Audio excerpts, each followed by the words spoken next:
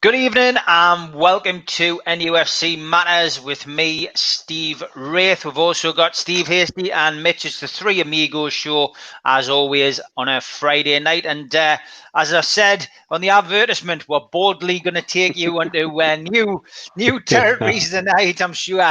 And we have got a new territory to start with. Jamie Rubin, obviously the big news that's broken in the last couple of hours by Mark Douglas, has stepped down from his position at Queen's Park Rangers, and I'm led to believe it's not a major cause for celebration. What I've heard is essentially that Jamie probably doesn't feel that it's right to be a director of a football club when he's being linked with potentially taking over another football club, which for me would completely make sense, lads. I'm sure you're hearing the same out there, Mitch, but there's no imminent takeover news coming, and the timescale that we've all been led to look at and believe in is December/January for some kind of resolve either way, and nothing has really changed on that with this news that's broken today.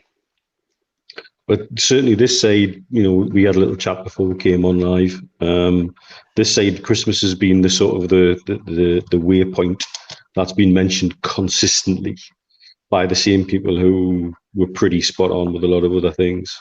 It could well be that, Jamie is feeling the pressure a little bit, that he's being linked constantly with Newcastle United while he's on the board at another club. So, it shows a degree of honour in the man. That said, it was also we were also led to believe it was one of the key markers to look out for had things been about to go through. So that's why undoubtedly there's going to be a little bit of interest in it, or more than a little bit of interest in it, and quite rightly so.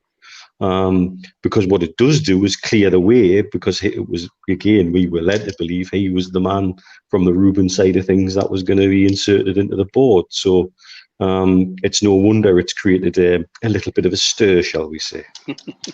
Yeah, I mean, a lot of people are getting very excited about it. I would calm your passion a little bit longer, guys. It's not a takeover imminent. We're not going to have an announcement tomorrow. Amanda and me and Dad certainly won't be on the pitch on Monday. I think we're still a long way from that. But yeah, I think Neil's coined the phrase there, Steve, that it shows that Jamie is a man of honour, and I think that again we've seen Amanda reacting under pressure over the last few months, and Jamie obviously, quite clearly shown that he is a football man. He does care about football fans' opinions, and I think stepping away from Queen's Park Rangers whilst this all goes on was probably the wisest move, and probably a predictable move at some point. It's probably a surprise it's taken as long as it has, really. Yeah, strange word to use in football, isn't it? Honour, especially over what we've heard over the last few months, that the way that football's been going and the personalities that have seemed to have been rocking the boat left, right, and centre right across the football world. But yeah, I mean, it shows it also shows a level of intrigue, another level of intrigue that's kept Newcastle fans going, I suppose, right the way through since the takeover was first mooted back in January. Neil mentioned Christmas there. Christmas is coming, the goose is getting fat. I don't think we're fattening the goose yet, put it that way. Yeah, I would agree. But look, it is exciting to see, him stepping away.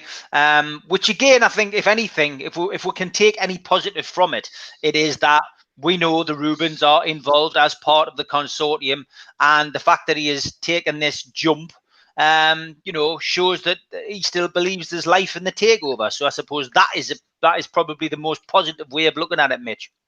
Absolutely, and it's difficult to say to people, let's take all the positives we can out of it, whilst not getting accused again of winding people up unnecessarily.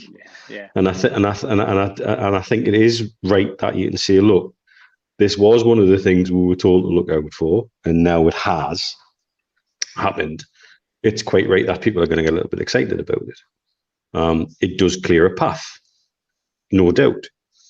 But again, you've got to temper that with the reality that there's legal moves going on in the background, and we won't hear anything about that. Nothing's going to leak out from there now. My personal feeling all along is it won't get to court. A lot of things will be decided before it gets anywhere near there, particularly because we've got a financial crisis in the game. And so nobody's going to be wanting to pay the legal fees. The legal fees, for example, I know what BZG's legal fees were, and that was a pretty penny. And so, and that's before you get into the machinations of, are you going to approve somebody on a fit and proper basis or not, and all of the ins and outs there. So, I get why people are getting excited. And I would just say we've got to take the positives we can out of it without letting ourselves get carried away. Yep, fair enough. Raimondo, I'm going to read that out because sometimes on a Friday we tend to lose the comments. Alternative team to last night's show: Hardwick, Ellison, Dave Young, Ron Guthrie, Alan Kennedy, Kasenga Lualua, Suggett, Harford, Alan Brown, and Louis Sahar. Few surprises in there. You're not wrong, Raimondo. You're not wrong at all. Very good. The show that he was talking about was our retro show that we do every Thursday night now. And last night was Sunderland. Well worth a watch if you've never watched the retro show before. We look back on games gone by against opposition. And last night we did the Mackhams. And I really enjoyed it. It was a great show. And we often pick a team of ex-players from both sides. And that's a good one, Raimondo. Thank you for that. Steve Bruce. Let's move off the Jamie Rubin subject for now and move on to Steve Bruce. And he's openly criticising the supporters now, which is very easy to do when we're not inside the ground. Maybe he needs to have a look in the mirror and start criticising himself. Exactly. What would Bob Dylan say? Don't criticise what you can't understand, Steve. That's your dad would have told you that, and many times. 100%. Especially when I was growing up. Exactly. But you know what? I mean, this is a manager under pressure now. No question. And the criticism that he got after the game last week was very understandable. And more so as the week went on, when after his post-match comment that. He thought we did well up to the 86th minute and then we capitulated and weren't professional. But what we do as fans is we string together what he says before the game, we string together what we see during the game, and we string together the comments afterwards. And then we get a true reflection and we build our own sort of opinion up from what we've heard and seen. And we also look at the stats, and the stats that stacked up last weekend just told you that from his point of view, getting to the 86th minute and still being 1-1 after going ahead in 3 minutes and then basically shutting up shop and then accusing or implying that the team put in a sort of Rafa-esque performance.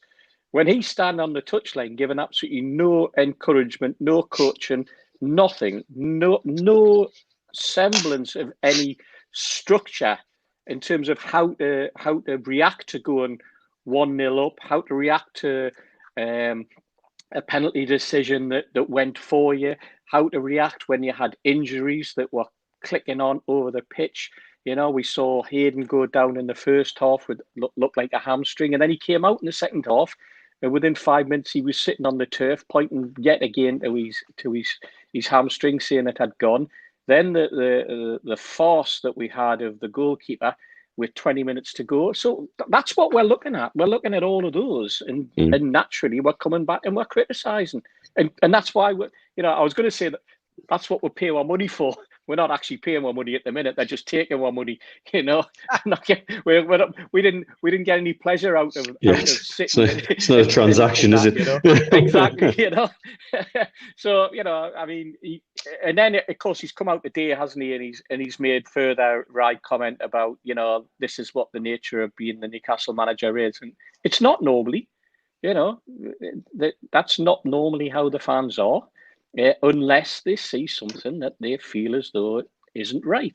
And last weekend's performance Did justified every single piece of criticism that came his way. Yeah, no, I mean, honestly, God, work in progress is the thing that's done my head in this week, Mitch. Yeah. I mean, what did on my head in earth? last week as well. Yes. What on earth does that mean? Yeah, but also if you look at every other job he's been in, he reaches this point and uses exactly the same phrases. It seems. Yeah. There's some of our lot have been really good at digging out quotes from the past over the last week, and it's scary. It's almost like there's a pattern to every job he's in. If this is work in progress, what progress have we made?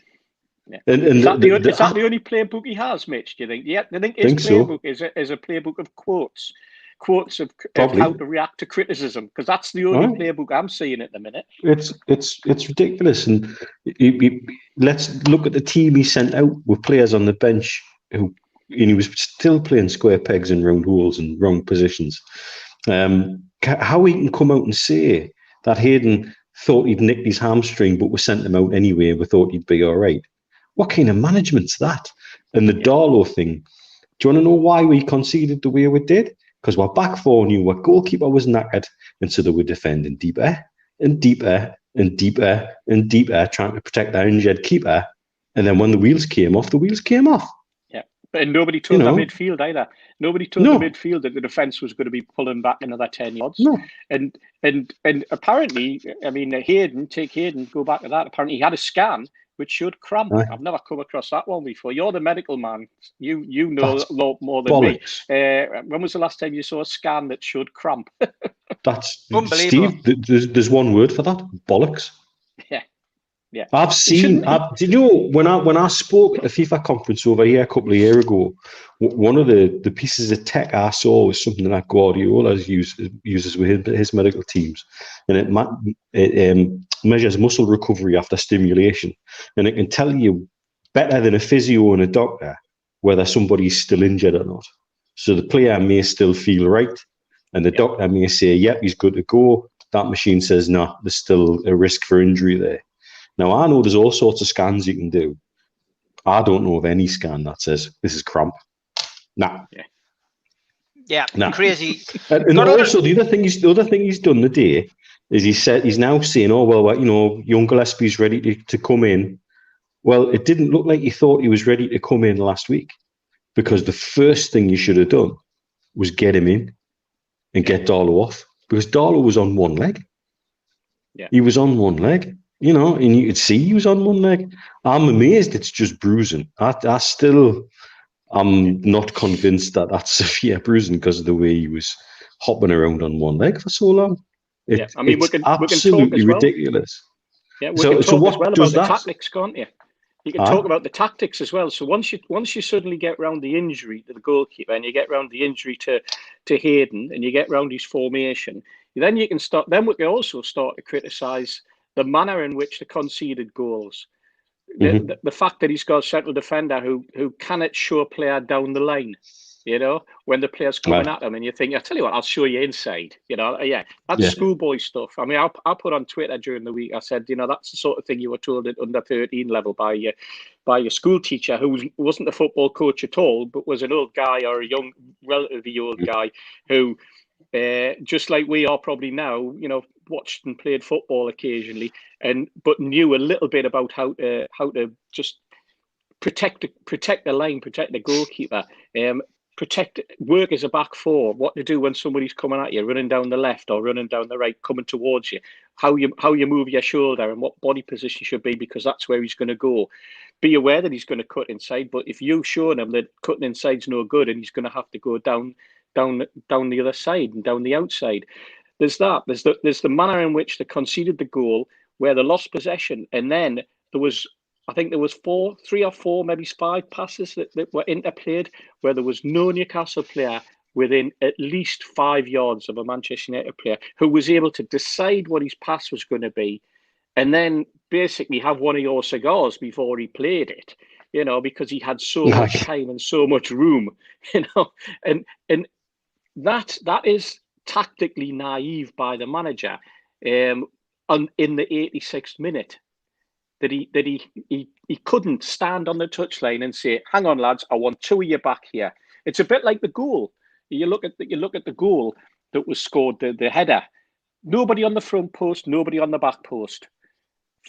Lad comes in, they're all standing around on the 6-yard box, and they give an opportunity to a player whose head's been down for weeks and weeks, and they give him a free header in the box that if someone had been on the back post would have cleared with no problems whatsoever. And again, defensively, organisation didn't exist. And that's the sort of thing that we watch. That's what we're seeing week in, week out. And that's why we're criticising them. No other reason. We're criticising what we see. We're not criticising it because, not criticising it because we don't like them. We're not criticising because we're no longer Newcastle supporters. We're not criticising them for any other reason than what we're seeing is not right. And he's getting paid a lot of money to put it right, and he's not putting it right. This comes back to the conversation we had last week about measures of success. Okay, you know, this time last week when we looked at the league table, look where we were in the League Cup, you'd say, would you have been happy with that if you were told that at day one, this is where you would be by then? To a man, would have all probably gone, yeah, absolutely. But we've watched what we've gone through to get there. And the reality is, when we know what we're seeing on that pitch, and it was all, you know, it was almost like the veil came off on 84 minutes last weekend. Bang, there it was exposed. And that's the reality. And that's the reality we've been seeing to people who've been backing Bruce up left, right, and centre. Yeah, but this is coming. We can see this. And there it is. And there's still people running around trying to defend it. And I don't think it's defensible. Not many mind, it has to be said. I haven't seen it. I haven't seen many Bruce sympathisers. There's a lot more people turned on him this season than did last season. What on to Lascelles, Steve? Jamal Lascelles has had a lot to say this week, as often happens when a manager's under pressure and a team is under pressure. The captain gets pushed to the forefront to try and, you know, give a dressing room perspective. But we're too long in the tooth for all that rubbish, and especially under Ashley, we've seen this happen before many times. What did you make of Lascelles' comments? Stupid, absolutely stupid. I think he virtually repeated what Bruce has been saying. You know, the work in progress. We're doing well. We held it until the 86th minute. Yeah, that's your match of the day. 10-minute synopsis that you've seen of a game. You know. Look at your own performance, mate. Look at the rest of your back four. Look at the way that you defended. Look at the way that you conceded the goals. Look at the way that you failed to have any interplay between midfield and defence or defence and attack. Look at the way you capitulated. Look at the way your heads went down. Look at yourself. Look at your own performance. If you think that was a good performance by yourself, okay. Fine, that's your opinion. My opinion is you had a shocking game. My opinion is that your rest of your back four had a shocking game. My opinion is that your team failed to deliver. And in the last 5 minutes, played like a bunch of school kids who were taking the huff and sulking because they weren't getting their own way or things had gone wrong for them. You know, did he anticipate that we'd get to 90 minutes, it would still be 1-1, and did he honestly think that they could have seen the game out with a 1-1 draw? I think anyone who was watching that game knew it was only a matter of time. Just look at the number of chances that were being given to Manchester United. You know, the amount of space they were given, the possession that they had, the number of efforts that had on goal. You know, and this was a Manchester United team that was on the floor. You know, we've just yet again we've turned Manchester United's season. They've beaten us, and then they've gone to Paris and got a result there. You know, after getting absolutely humiliated at home by a not very good Tottenham team, who were coming off the back of some poor results themselves. You know, it's just ridiculous, man, Steve. Just ridiculous. They need a cold, hard look at themselves. They need someone in that dressing room who is a leader, who can actually tell them what they're doing, what is going wrong, and more importantly, tell them how they can put it right. I think that's what we're missing.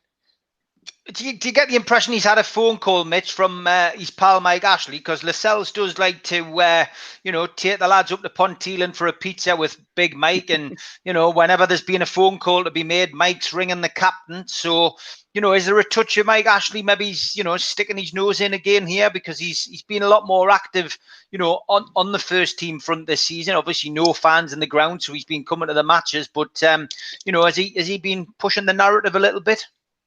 Could be. It's certainly something that we've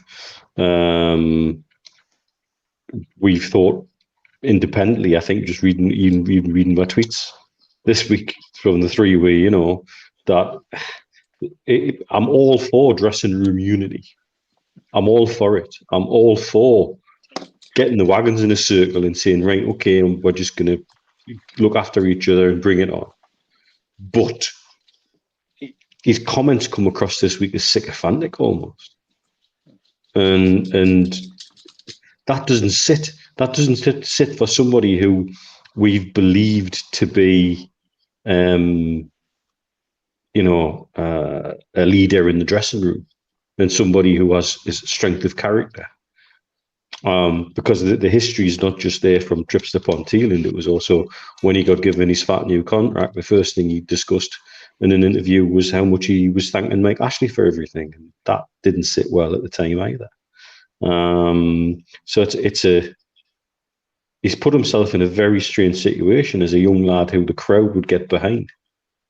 I think, as I say, I don't mind the dressing room being united, not one little bit. I think that's a great thing, but I think they should be honest as well. And there just seems to not be a degree of honesty in some of those comments, as far as I'm concerned. Okay, Steve. A lot of people commenting tonight. There was a question there for you and Mitch about the players, and it was, should we have a little bit of sympathy for maybe Jamal Lascelles and some of the players, because they're getting coached by a dinosaur in effect. They're getting coached by Steve Bruce, who literally doesn't know what he's doing. So yeah, it was just a comment there from Josh Blakey, basically saying, should we have a bit more sympathy for the players? What do you think, Steve? I suppose you could argue that players deserve a little sympathy, but at the same time, they're professionals, and they also have to look at their own performances. I mean, it's all well and good as a team not performing very well, or going out with playing in a certain tactical way, or playing naively, but individual mistakes, heads dropping collectively across the back four, across the midfield, the lack of any dynamism in the squad, the lack of any leadership, the lack of any talking among each other, the lack of any, you watch clubs, I watched a little bit. I've only seen the one episode, but I watched this little bit about on Netflix with about Tottenham, and the way that Mourinho took Harry Kane, and first of all, the way that he reacted with the squad, how he gets into their heads, I suppose. But they were all sitting there waiting for him to come and introduce himself, and he went straight out onto the training pitch and set everything up, and then waved from the window to get them to come out, and then introduced himself to them, but more importantly, introduced them to the coaching team. And then at the end of, I think, what was day 2, he went over to Harry Kane and went, Harry, go home. Tomorrow morning, come straight to my office. We'll have a word. And I'm thinking, I was watching it thinking, I wonder what's this about? And then Harry turns up in the office, and it's like, Harry, I think you're brilliant. I want you to be the leader. I want you this. But he's also telling them straight that what his role is going to be, as far as he's concerned, as the captain, or as the mainstay of the team, because I think Lloris is still the wearing the armband. What he expected from him within the changing rooms. But what was also very interesting was how the coaches.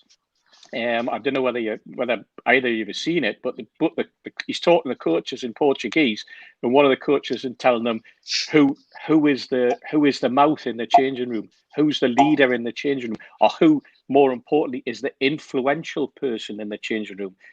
And at that point, he went, Sissoko. And I was like, what? I was gobsmacked.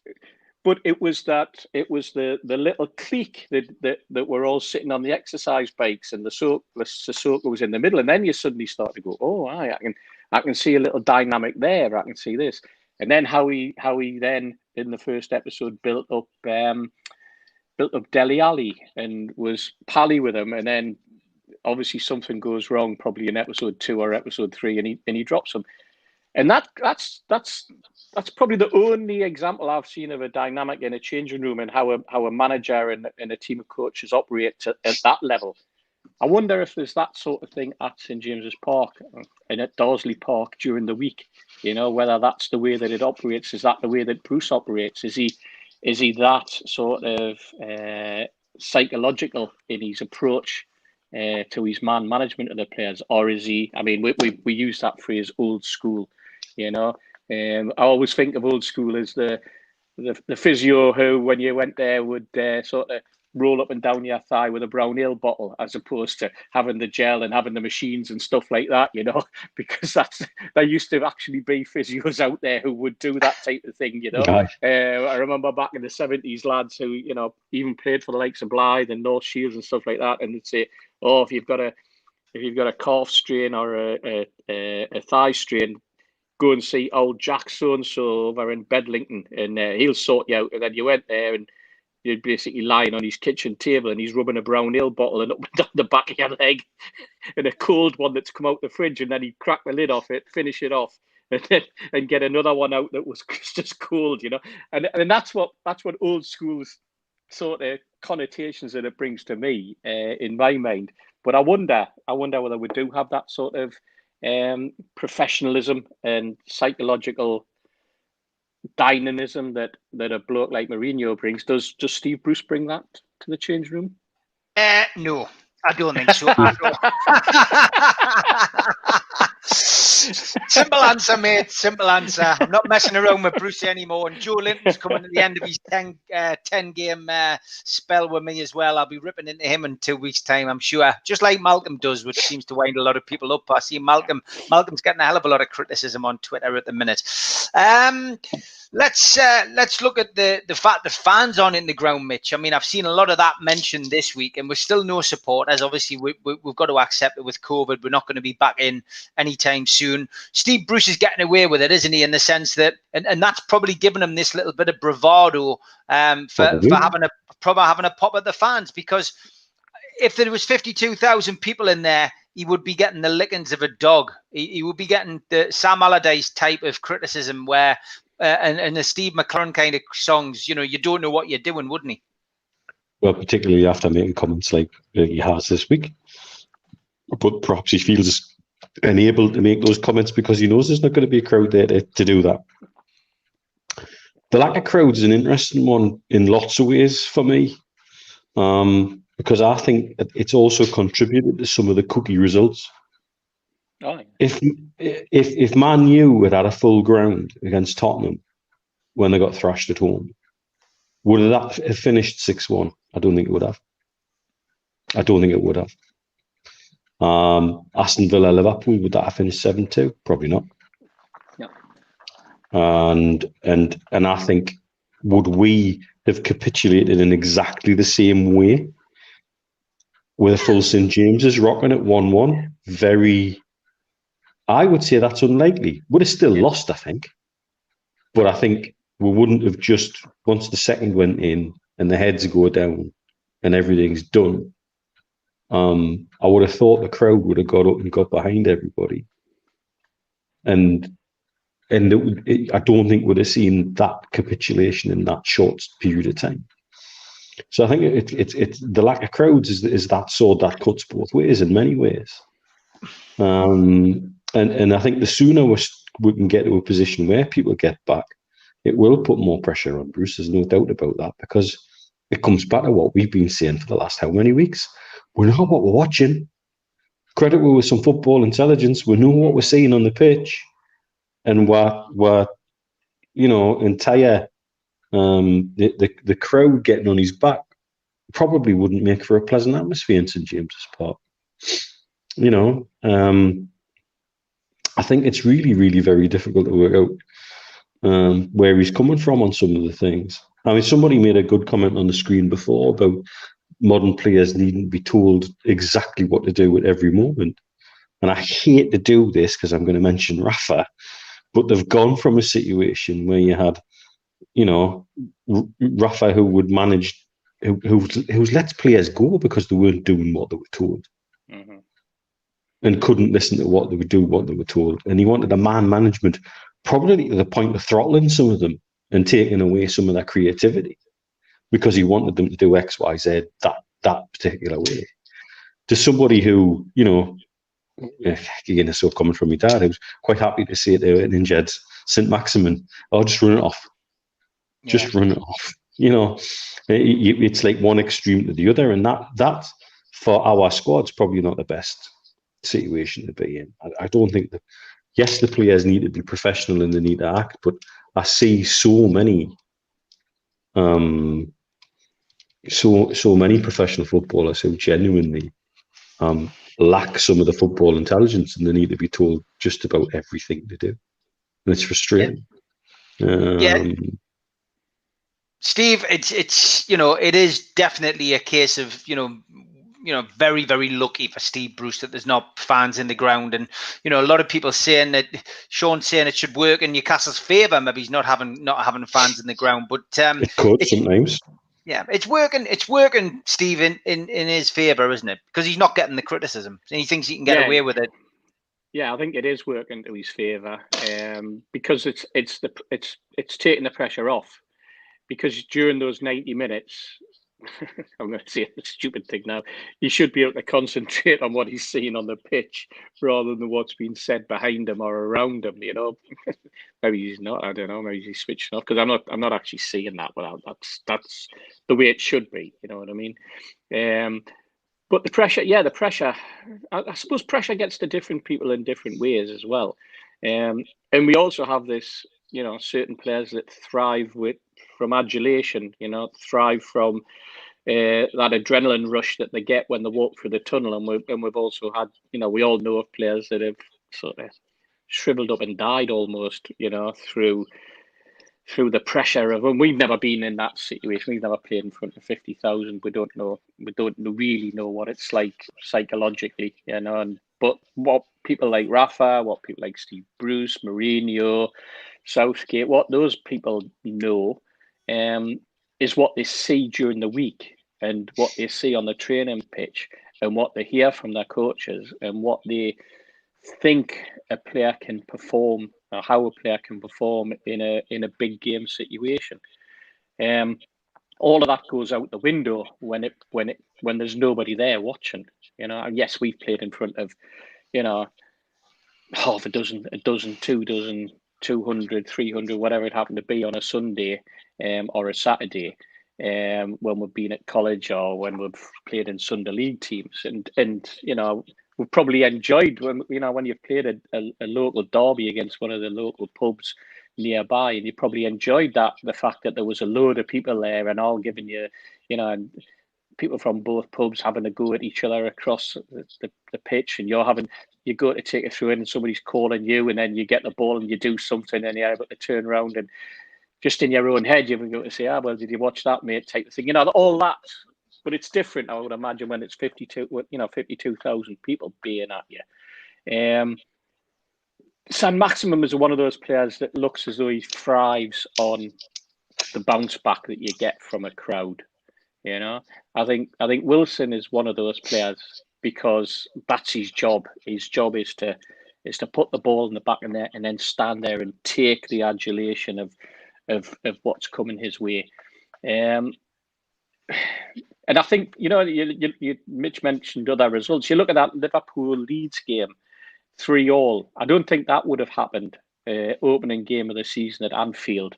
A Liverpool team in front of a 47, 48,000 or whatever they hold now, probably 60,000 people.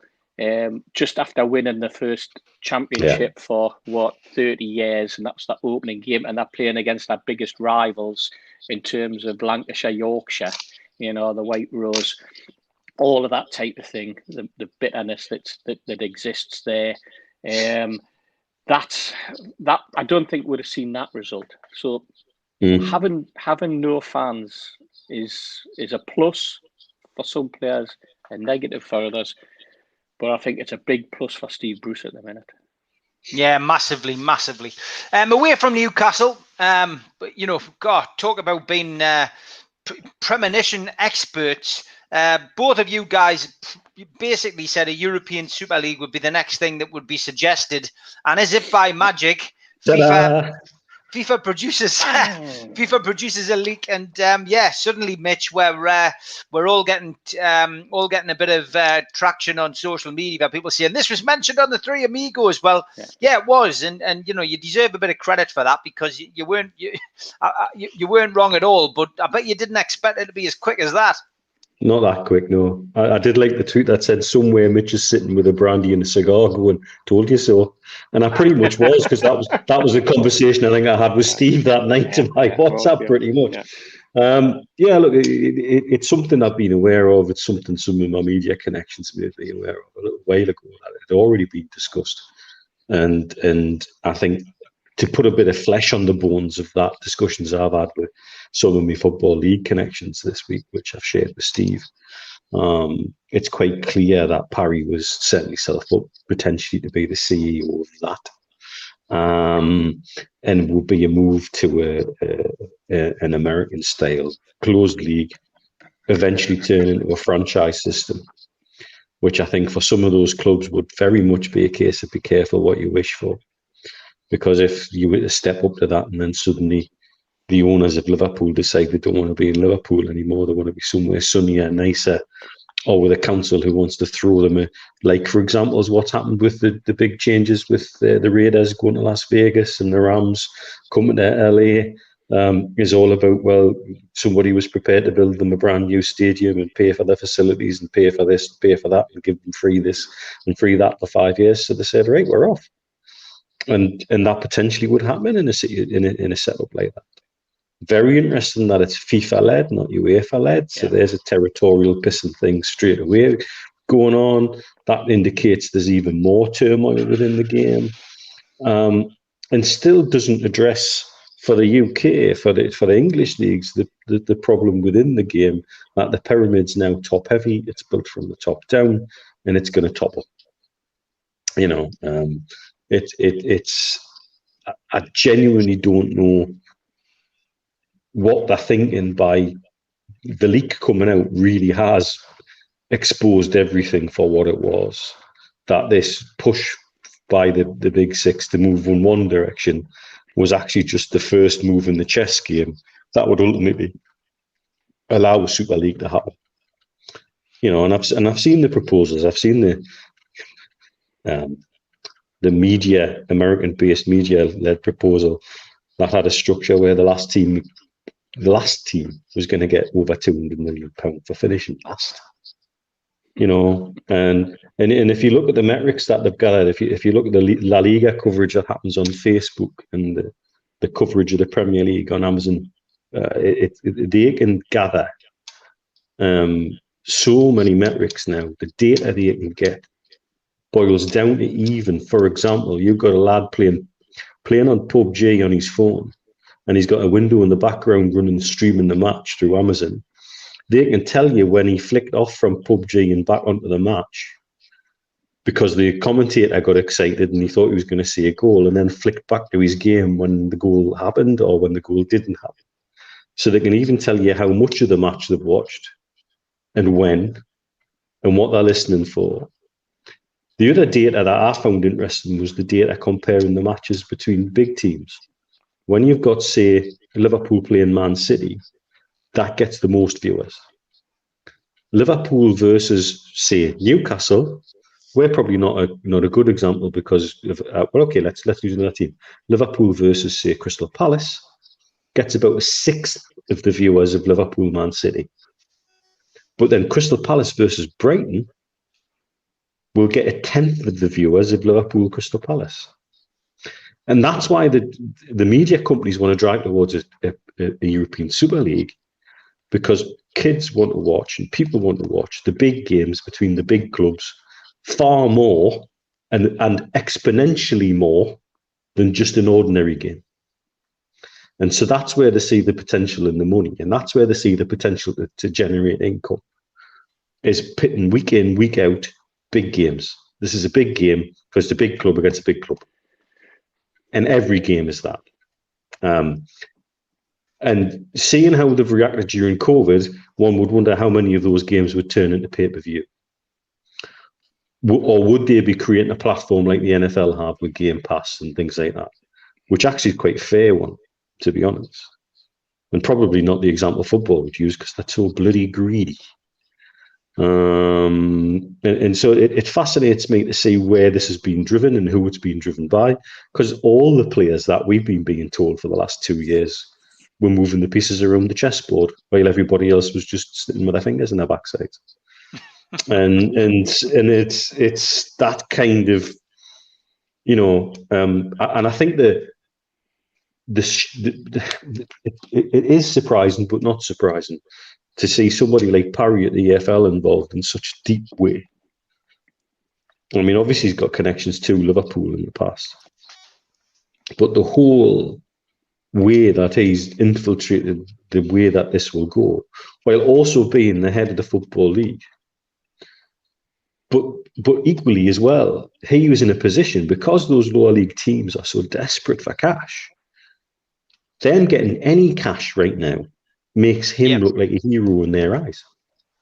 And that's outrageous, because what he's doing is stripping the game apart. But that's an interesting point by Life Goals on the screen there, Mitch, just as you're continuing. The proposals for 5 sides to join the European League. So if we assume Man United, Liverpool and Chelsea are shoo-ins, will Man City get in? Spurs, Arsenal? One of the big 6 is going to miss out. It's another good point. Yeah. But they know, by making it a closed shop at the top flight in England, it means it is only one of them that'll go out. So they're acting together before the very final Machiavellian scene plays out, as they start stabbing each other in the back. And that's when it would get really interesting from a football politics point of view, to see who is prepared to go the extra mile to do the dirty on someone else to get one of those precious places. And that's the way it would go. It would become like something out of Mac Bloody Beth. You know, it just would be, it would be carnage and deception and games within games, and who's got the smartest CEO and who can play the game the best off the pitch before you even get to the on the pitch side of things. David Little's point's a good one there as well. How long before Barcelona and Real Madrid start asking for the bigger cut of the ESL because they're the biggest draw? Where does it end? Well, that's it. It ends when they eventually eat themselves. Yeah. It ends when eventually it just goes pop. Because one day, the way it's headed, the money will get pulled. You look at how American sports and franchises have gone, and how it used to be baseball was the thing. And that's now very much the poor cousin of the NBA and NFL now. Because that got to a point where it ate itself. It just ate itself with similar politics and similar bizarre moves, and franchises being pulled halfway across the states just because someone was prepared to build them a ground or pay them more money or what have you. And the fans eventually got disenfranchised when I think there was a big strike, because the players went on strike because they didn't like their new terms and they didn't like the contracts, because basically the money was running out. And so once the players went on strike, the fans turned their back on the game and they went off and did something else. And you can almost feel like that happening now. There's almost a vibe like that happening now. You look how much, well, I'm sure we'll talk about this in more depth later. You look how much money's been raised towards all the food banks by all the clubs this last week. Mm-hmm. That's fans turning around to the broadcasters and saying, sod off. Yep. We don't need this. We don't need you anymore. I'm going to go and stream this on whatever platform I can find it on. And I'm going to help my local community by putting some money in the pot to do some good, not to line your pockets anymore. Yeah, and that's one of the biggest statements. And that's exactly what happened to the MLB in baseball. When the fans turned their back on baseball, they've never really gone back. They've all found something else to do at the weekend. And it really is just, it's ridiculous. And I think there's other moves going on. For example, we touched on this last week. One of my Football League contacts this week told me there's now more than 10 clubs running at 130% wages to turnover at the moment.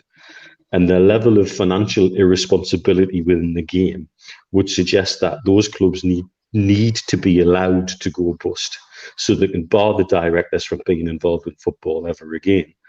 Before they dole out the money, that'll trickle down from the top flight, because they'll just pay their loans off and go back to irresponsible management of football clubs with a free pass. And they'll be back in the same position in 18 months' time. And it's got to change. There's got to be a fundamental root and branch change of the game, but not the one that's being proposed by the Big Six, and not the one that's being proposed by them and FIFA at another level again. Because that's the kind of move that will make you, me, and everybody out there one day turn around and go, nah, I'm off to play golf today. What was the score? Fuck it. A lot of people doing that. Already. Yeah. Let's not forget 10,000 fans walked away from St James's Park because they were sick of Steve Bruce and Mike Ashley and didn't want to see Rafa leave. So, it's already started. Terry Robson says it's pure greed. Life Goals brings up a valid point as well. West Brom match won 74 pay-per-view buys, £1,100. It was a waste of time. Love to know what the stats were on the Newcastle game. I'm not sure whether anyone has found that out, but Newcastle Man United game would be interesting to know what the stats were. Steve, is Neil right? Is it turning into a Shakespearean drama? Is it like Macbeth? Yeah, absolutely. I mean, what are the reasons why certain people in the Premier League don't want to hand over the money in terms of a huge big cash injection of 250 million? As Neil said, is because those clubs that they're giving it to are so badly managed in the first place. But there's also the feeling, let's work on the assumption that, for example, Bury were still in the Football League and they were still there. They hadn't gone bust yet. And then somebody comes along, bearing in mind what's subsequently happened, somebody comes along like the Premier League and they say, I tell you what, there's a massive cash injection to keep you going. What's the first thing that owner would have done? First thing he'd done would have been pocketed the cash and then do exactly what he's just done. Fill these pockets. So when Neil talks about them paying off the loans that they're paying off are more than likely loans to themselves or loans to companies that they have manufactured and created that look as though that they're owed money to. And then the club ends up folding. They do a Macclesfield, they do a Bury, but those guys have lined their pockets back. These guys are crooks, and these guys need to go to the wall. These guys do not need to have another penny put into their pockets whatsoever. And there will be people in the Premier League who are looking at it and going, nah, that's why the Premier League have only offered money to a certain level. That's why they're not prepared to go the big dole out that the Big Six were offering on their plans. The Big Six plan themselves, and this new European Super League, as Neil says, that's FIFA stepping on in parking their tanks on the lawn of UEFA, by the way, because there's constantly been the battle between who is the biggest organisation. Remember, and FIFA only control international football, and they only have a competition every 4 years, and they've been desperate to get additional competitions put in, and that's why we've ended up with like youth competitions and World Club Championships and things like this, where they'll suddenly nab a fortnight or 3 weeks. And the likes of Liverpool, because they've won the Champions League, have to go to Japan or somewhere like that and play a couple of fixtures. But even those fixtures are convoluted because certain clubs from certain countries that were invited end up playing in a round robin inter-round, if you like, before the big guys turn up.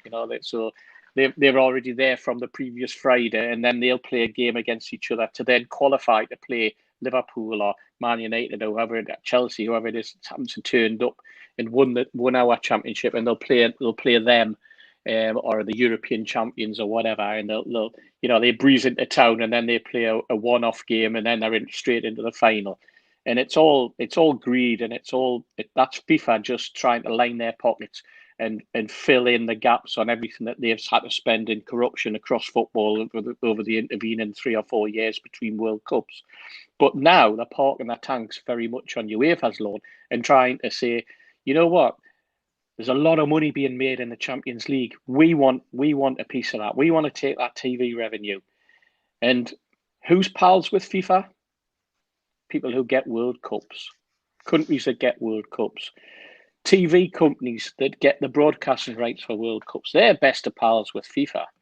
So it suits them. It suits that perpetuation of corruption that we've been identifying for months and months now in the game. Corruption with a small c, yet to be proved corruption is with a large C until maybe back end of next week. Who knows when the court cases will come up with some answers. But that's what it's about. And I personally don't think that we'll end up with what Man United and Liverpool have suggested. I think it'll be a halfway house somewhere, and it'll be because UEFA will have to step in now and throw this idea out, but also will be under pressure from those 12 clubs, which used to be 14, but didn't they? It used to be that there used to be like a Euro 14. Now it's suddenly a Euro 12.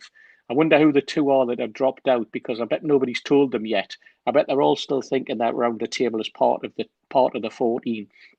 But that's what will happen. There'll be a complete rejigging, and we already know that there were plans afoot for a totally reorganised European set of leagues, both in the Champions League and a revised Europa League coming up for, I think, 2023, 2024 season. So let's see where that takes us.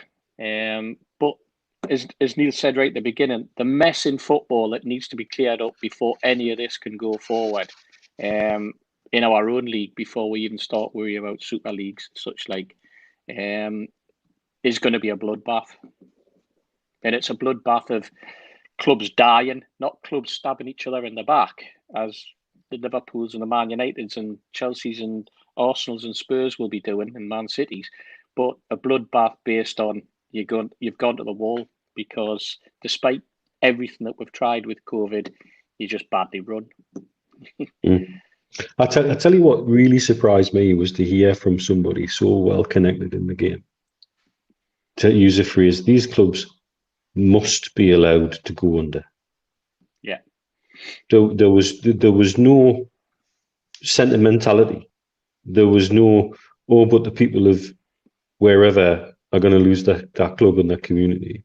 Yeah. It was very squarely aimed at those owners who've acted irresponsibly for periods of years and covered it up and got away with it, because there's no other business you could run at 130% wages to turnover and get away with it every year. You wouldn't get away with it for 1 year. The tax man alone would shut you down. And it's interesting that it's usually the tax man that puts the final nail in a club's coffin. It's usually the inland revenue expenses where they turn around and say, we can't wait for this anymore. We want it, and we want this asset turned over for us. Bam. Well, but that's where all the money's going to go. That's where all the money's going to go that's being handed over at the moment, because it's the deferred payment of PAYE, it's the deferred payment of VAT. That's the big problem that they've got: the deferred national insurance, the deferred tax that they've collected on behalf of the players. That's what all of this money that the government is shouting, saying that the Premier League need to put into these lower league clubs. That's where that payment will automatically go. That's what's being asked by those football clubs themselves again this week to the government, saying we need a further deferment because you only allowed us to defer until the 31st of October.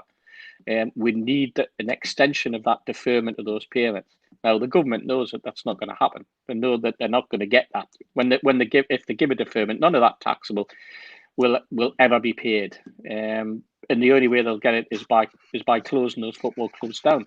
And it's interesting to use the word community, and that is the last thing on everybody's mind when it comes to the state of the game. What it means to the community, what it means to the Macclesfields, the Berries, what it'll mean for the Wigans, the Boltons, all of the other football clubs that have that are really going to be hammered by this and could potentially close. I suppose the only saving grace I've got, because if it happens to them all, does that just close the EFL? Imagine if every club suddenly declared themselves insolvent tomorrow and closed down. That's the league finished. Who actually comes back and replaces them? There isn't anyone, because there's not 72 clubs that could then immediately step in and realign the EFL. It would be the same clubs again, but under a totally new structure with a new financial structure behind them, possibly new owners, or at least 60 of them. That's in a way that it would be interesting to see if they did that. If all the clubs in the EFL just turned around and goes, you know what, we're all closing, we're all shutting up shop tomorrow. Everybody, all the players on the dole, everything restart, a total restart. What would happen to the EFL as an organisation? Because it would no longer have teams to manage. It would no longer teams to organise in a league. You know what though, Steve? We talk about this, but we know what would happen. We know how the club owners think. Yeah. And they could sit down as a group of 60 and say, yeah, we're all going to go pop. There'd be one who wouldn't. Yeah. Right at the last minute. There would be one who would then suddenly crown themselves the Football League champions because we're not insolvent. Yeah. And have it large and tell everybody, look how good we are. Yeah. And again, I saw a comment on the screen about how there is an irony, and this is one of the things that's plagued me constantly under Ashley. The way he's run the club has left with financially in a strong position for things like the financial fair play and all sorts in the past. And it kills me to admit that, and it's crazy. But then when I've heard somebody so well connected be so brutally honest this week, it blew my mind. My mind. Into the last hour already. It's always a show which flies over. That's why we added an extra hour to it when we first started. I've got to say a big thank you, as always, to Darren Baldwin Funerals. Been a big help sponsoring StreamYard this month, and Darren secured January, so he's going to come back in January for us. So big shout out to him. He's got until the end of next week, and then we have a new sponsor to announce, qtechshop.co.uk. As well, the makers of pool tables and snooker tables in the Northeast. Big shout out to him. He, of course, also knocks up the t-shirts, which have sold really well. I think we've done about 37 or 38 t-shirts over the last couple of weeks, which is excellent. Thanks very much for your support on that. And we've also got the rather snazzy mugs as well, which are out there now. What John has done is he's given us 3 exclusive t-shirts. These are one-offs. They won't be made again. 3 Amigos t-shirts. And you're going to be able to bid to win those t-shirts. So what I'm going to do is we're going to start that off on my Twitter. So if you keep an eye on that tonight, whoever bids the most for the t-shirts will put one up at a time. And essentially, there'll be a ticket for the Christmas party attached to that as well. We're just looking for donations to the food bank. So whatever you want to donate for a t-shirt, it'll be a one-off. You'll be the only person to have it. There's 3 different designs. So we'll do this 3 times over the course of the week, starting tonight with t-shirt 1. And you get a ticket for the Christmas party as well. So it's a t-shirt, a ticket for the Christmas party. And I'll shut the first auction down off on Monday night show with the ladies. So unique opportunity to own a very special t-shirt. And I do want to give a shout out to the lads in the back page because they do a lot for me. Sell a lot of my books in there. Got a good relationship with Mick and Dave and all the guys down there. They are doing these rather snazzy masks for Remembrance Sunday. And you can get yourself in, buy one of those, and they're donating 10% of these sale of these masks to the Royal British Legion. I mean, it's nice to be able to donate things to the food bank, etc. But we also have to remember that there's other charities and other organisations out there that need our help. And no more so than the people who are behind the British Legion, who will be suffering massively, it has to be said, this year, because essentially, with reduced numbers in the streets, reduced people travelling, they're missing out massively on funds and finance coming in. So 10% of that mask sale will be going to the Royal British Legion. And yes, it's a harsh reminder that we've been through worse days than we're going through at the moment. Second World War, still fresh in a lot of people's memories from who watched this show, I would imagine. So we need to look after. We need to look after those who gave us the opportunity to live the life that we do. Steve, it seems a rather good moment to move on to food bank info and updates, etc. And Mitch mentioned it right at the top of the show about the donations, especially. I mean, that worked a treat, didn't it? £14.95. Nobody really paid it. Everybody watched on streams that they could find and locate, and a lot of people, and I mean a lot of people, decided to donate their £14.95 to the food bank, and in excess of 20 grand was raised, I believe. That's right. I think the last figure I heard from Stuart was it had been over 21,000, and I know that money's still coming in. It's still trickling in, and I'm sure over the weekend we'll see similar. What's been amazing, Steve, is the way that the charity, not PPV, hashtag took off on social media. I mean, the idea, I think people need to understand, the idea came from Toon Poles, one of the Newcastle fan group sites, and he just had the idea of this. What if we gave the money to charity instead? Contacted Stuart, who looks after, alongside me, looks after the social media for NUFC Fans Food Bank. I do the Twitter site with Stuart, and Stuart also does the Facebook and various other parts of the social media output. And the big thing was once somebody makes a suggestion of donating something, that's all well and good, but the lad in his group didn't have the infrastructure behind them, but obviously knew that Stuart would be able to find a way. And we knew that there was an infrastructure there, because obviously the way that we normally operate is we collect the cash alongside John and the rest of the team from the West End Food Bank on match days, and the money gets handed straight over in the tins and we go up to the match. But since March, we've had a social media presence that's pushed the ability to collect money online. So Stuart was able to use that process to go forward, which was fantastic. Along with Monge, who looks after the finances on that side, with an indicator, so we could keep a tally if any money did come in. And we didn't expect anything like the amounts that came. And Stuart conservatively thought we might end up with £3,000. The lads then said exactly the same. And when it got to 5, they suddenly go, hang on, the most we've ever collected on a match day, cash terms wise, has been 5,800, ironically against Manchester United last Christmas.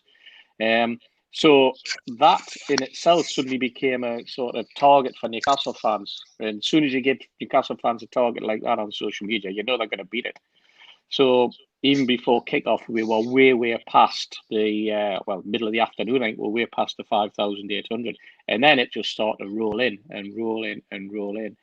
And I think before we got the kickoff at 8 o'clock, I think it was sitting at something like 16 grand, and it crept up to 21, which was just phenomenal. I mean, we communicated with John and the rest of the team at the West End Food Bank, and they were just flabbergasted. Because there's no question that they really have struggled without our support as being able to make donations on match day. But I think even better than that was the manner in which it's rolled out nationally, and we now have every Premier League club, fan groups from every Premier League club. We have the FSA involved in helping to basically get the message out there that for example. Man City, Man United working together, their fan groups with the Manchester Food Bank. Obviously, there's always been, always been a connection with Liverpool and Everton. The Spirit of Shankly and the Blue Union. You've got Dave Kelly over at Everton, who, along with Ian Byrne, who's now an MP and a Red, they were the ones who basically set up the fan support and food banks situation over there a year before we did, and where we got our inspiration from to do similar in Newcastle. Ours was only going to be a one-off, and it's been going for 4 years now. But then we've had Tottenham, West Ham, Leeds, and so it's rolled all the way through. And now all 20 fan groups from all 20 clubs are now following this. And it's become a movement in itself.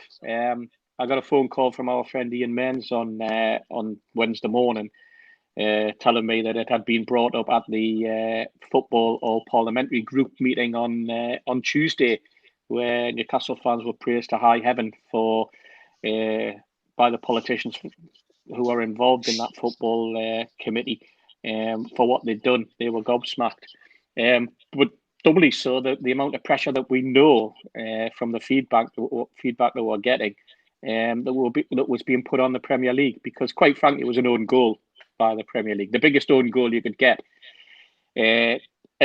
particularly at this time. And as I pointed out to Ian, it couldn't have worked out better in terms of a group of fans coming together, because it was that double-edged sword. It was the fact that we had already paid for the game and we hadn't had the money refunded yet, and the Premier League just ignored that and put us on as pay-per-view. And that was the challenge, I think, to the likes of Toon Poles and the rest of the lads who had the thought that this is wrong. And once you set a challenge to Newcastle fans, you know they're going to follow it through, and they're going to do it right, because that's what Newcastle fans do. We do the right thing. Personally, it wasn't a pop at the football club. It was a pop at the Premier League, purely about pay-per-view and the ignorance that they had nationally at putting something together.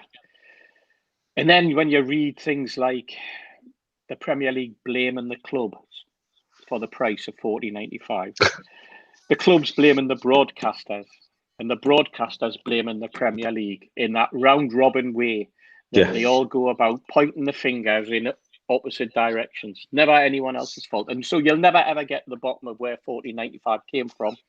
You'll never get to the bottom of whose idea it was. You'll never find out whether it was going to be $5.99 or $9.99. That'll just not happen, because it's the most secretive group going. I mean, the Premier League won't even disclose, as you asked earlier, Steve, how many people have watched Newcastle's game against Manchester United on Saturday. And the reason that they're hiding, or what they're hiding behind, is something called commercially sensitive.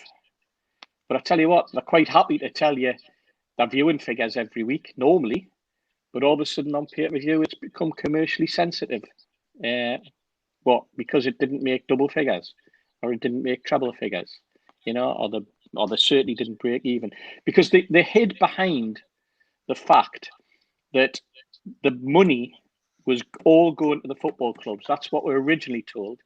Then we hear that the money for pay-per-view was not actually going to the football clubs. Some of it was going to broadcasters, because the Premier League suddenly announced that, well, there was also, don't forget, we've had to pay for the broadcaster to do this. And nobody was going to fall for that one either, because we all know that the cameras are there regardless, because those games are beamed all around the world. And that's how Mitch was able to watch it for, 60 dirhams or whatever it happened to be. But and that's how we know that the lads in Australia could watch it, and the lads in America who are telling us that they get every game for $60 a season, and they're watching it live. So the cameras were already there, and they can pick and choose the games that they want. The cameras were already there. The commentators, the feed is already coming out. And ironically, it's the Premier League that run the broadcasting. The Premier League that work with the people who do the distribution and the feed. So there's like a company in London that is basically run by the Premier League and set up by them, that does all that distribution, and it might be called something different, but they're the people who provide the cameramen and the infrastructure and the links. It's all there, So to then suddenly go, oh, that costs for money. No, the vans were already there. The cameras were already there. The streams were already there, That's the biggest nonsense argument going. And one I didn't really cotton on to till I came out here. I think, hang on a minute, the camera's already there. They're already doing it. And so for them to get involved in this sort of cyclical finger pointing was just a nonsense. Yeah. It's an absolute nonsense. I have wondered, would it be worth having a Freedom of Information Act request in to see if it's the kind of thing you could get off them that way? Because I was thinking about it this week, because somebody's obviously leaked the West Brom Burnley figure because it was so shockingly low. Yeah. And I've got no reason to disbelieve it. It's one of those figures you look at and you think, that could be right, that's not somebody just making it up. That actually has a feeling of something that was right. Yeah, it definitely did. And so the way the way everybody's behaved here, it's the biggest misread of a situation I think I've seen in a long time. On the back of the other things that they were involved in, did they really think this was a really good idea? And it just obviously hasn't been thought through. Other than how can we make a bit of coin out of it because we're losing money left, right, and centre. One wonders how many people in China paid for our game on their new deal with the Chinese company, which is all based on PPV too, which people forget. They'll say, oh yeah, we'll replace the China deal, yeah, with an appallingly low base amount topped up with PPV. Mm-hmm. Yeah. At 4 in the morning. At 4 in the morning. Talking about TV fixtures, I know that Tom Dixon always puts them on, but there they are condensed anyway. So obviously Wolves away this coming Sunday, 4:30 kickoff. Then our game against Everton, and then our game against Southampton and game against Chelsea will all be televised. They're all on Sky and BT, as you can see. And then Leeds away and Liverpool at home in December. They're both going to be shown live via Amazon Prime. So at the moment, no pay-per-view for Newcastle. Maybe they've learned a lesson with Newcastle. They're going to pick on other teams for now and get the similar kind of response. I must mention John Allen, also known as Newcastle John. Somebody who a lot of supporters will, of course, know. Newcastle Library is where your Newcastle Library. We used to a lot of information, a lot of tune facts and figures, and wonderful tribute on NUFC.com today, as well as I would have expected. He was a good friend to Biffa and the lads down there. But the Newcastle Library have issued a lovely quote, which I am going to read, and it says, John, or Football John, as we knew him at City Library, was a friend to many people who worked and studied in local studies on level 6. He was generous with his time and was always happy to share his expertise as a football historian. He would often be in conversation with researchers trying to navigate their way around our newspaper collections. He was always willing and happy to help others as they started their research journey or had a particularly obscure local football inquiry. You could always ask John's advice, and we frequently did, about footballing inquiries we received. He'd tell you all sorts of fascinating facts and was always discovering new information about local footballers and their clubs. His knowledge, expertise, and friendly manner will be greatly missed by staff and visitors at the City Library. Yes, our thoughts are with his friends and his family, and let's hope that there are other tributes and other such tributes for John Allen in this tough time.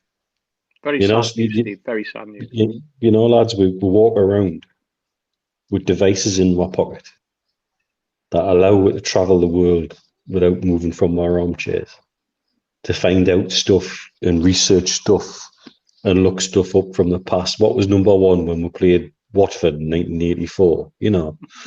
We can do all of that ourselves. But to have somebody so dedicated and so knowledgeable, people like that are special. People like that we need to cherish. And there's fewer and fewer of them, unfortunately, because we can sit in our armchair and Google it now. And it frustrates me professionally because I know many medical colleagues who rely far too much on Google, if you ask me, rather than apply some basics. And we need to cherish people like that and remember them very, very fondly. Because there's people like that set people like me on journeys. People like my grandfather, who taught me the world with a geography book, learning where the clubs in black and white played. And I've been fortunate to then travel the world, having been taken to the Hancock Museum to look at certain shells and I can walk on a beach about 10-minute walk from my house here in Ras Al Khaimah and pick those shells up. I actually hold them in my hand. And it's people like that you need to cherish. Yeah, absolutely. Yeah, very sad news, and our thoughts, of course, are with his family. Let's start looking back towards football. Those fixtures, and Jason Carter has said he only expects 1 point, possibly against Southampton, from those next few fixtures that we've got, Steve. It's always the same, isn't it? When you have a bad result, there seems to be a knee-jerk reaction. I mean, it's not so long ago people were patting Bruce on the back, I suppose, for the 7 points we had in the bag, and everything in the garden was rosy. But it's a tough set of fixtures coming up now, isn't it? It is, but what we tend to do is we tend to look at the clubs that we're playing. We look at the names. Oh, we're playing Chelsea. We're playing Everton. We're playing Wolves. We should get something at Wolves. Or all of a sudden, people think Wolves are like the best things since sliced bread. Or suddenly Everton are at the top of the league. Chelsea, Chelsea's absolutely screaming it last week, and then end up drawing with Southampton, stuff like that. The league is all over the place. So I know where people are coming from, and I know what in the back of my mind I'm thinking. That's the beauty of football, isn't it? We always say, this could go both ways. This could go either way. How many times have we said that? But when we look at it and you think, oh God, this is it. We're playing Chelsea. They're going to turn us over. Look at the strike force they've got. They've got Havertz. They've got Werner, who suddenly started scoring again once I took him out my fantasy team, stuff like that. But then you look at defensively and you think they seem to be all over the place. Then you look at Everton, and a totally different team this season to the team that they were last season, because they've suddenly brought in a player who looked like he can hold the midfield together, but more importantly can create in a midfield. They brought in a defender, a defensive midfielder in Allen, who can sit behind him and give him the freedom to play those little slide rule passes with a striker who suddenly started scoring goals like personally thought he always could do. In Calvert-Lewin, because I've had this conversation with a couple of Everton fans who I said, if you don't want him, I would, if I was Newcastle, I would take him tomorrow. That was 2 seasons ago when I said it.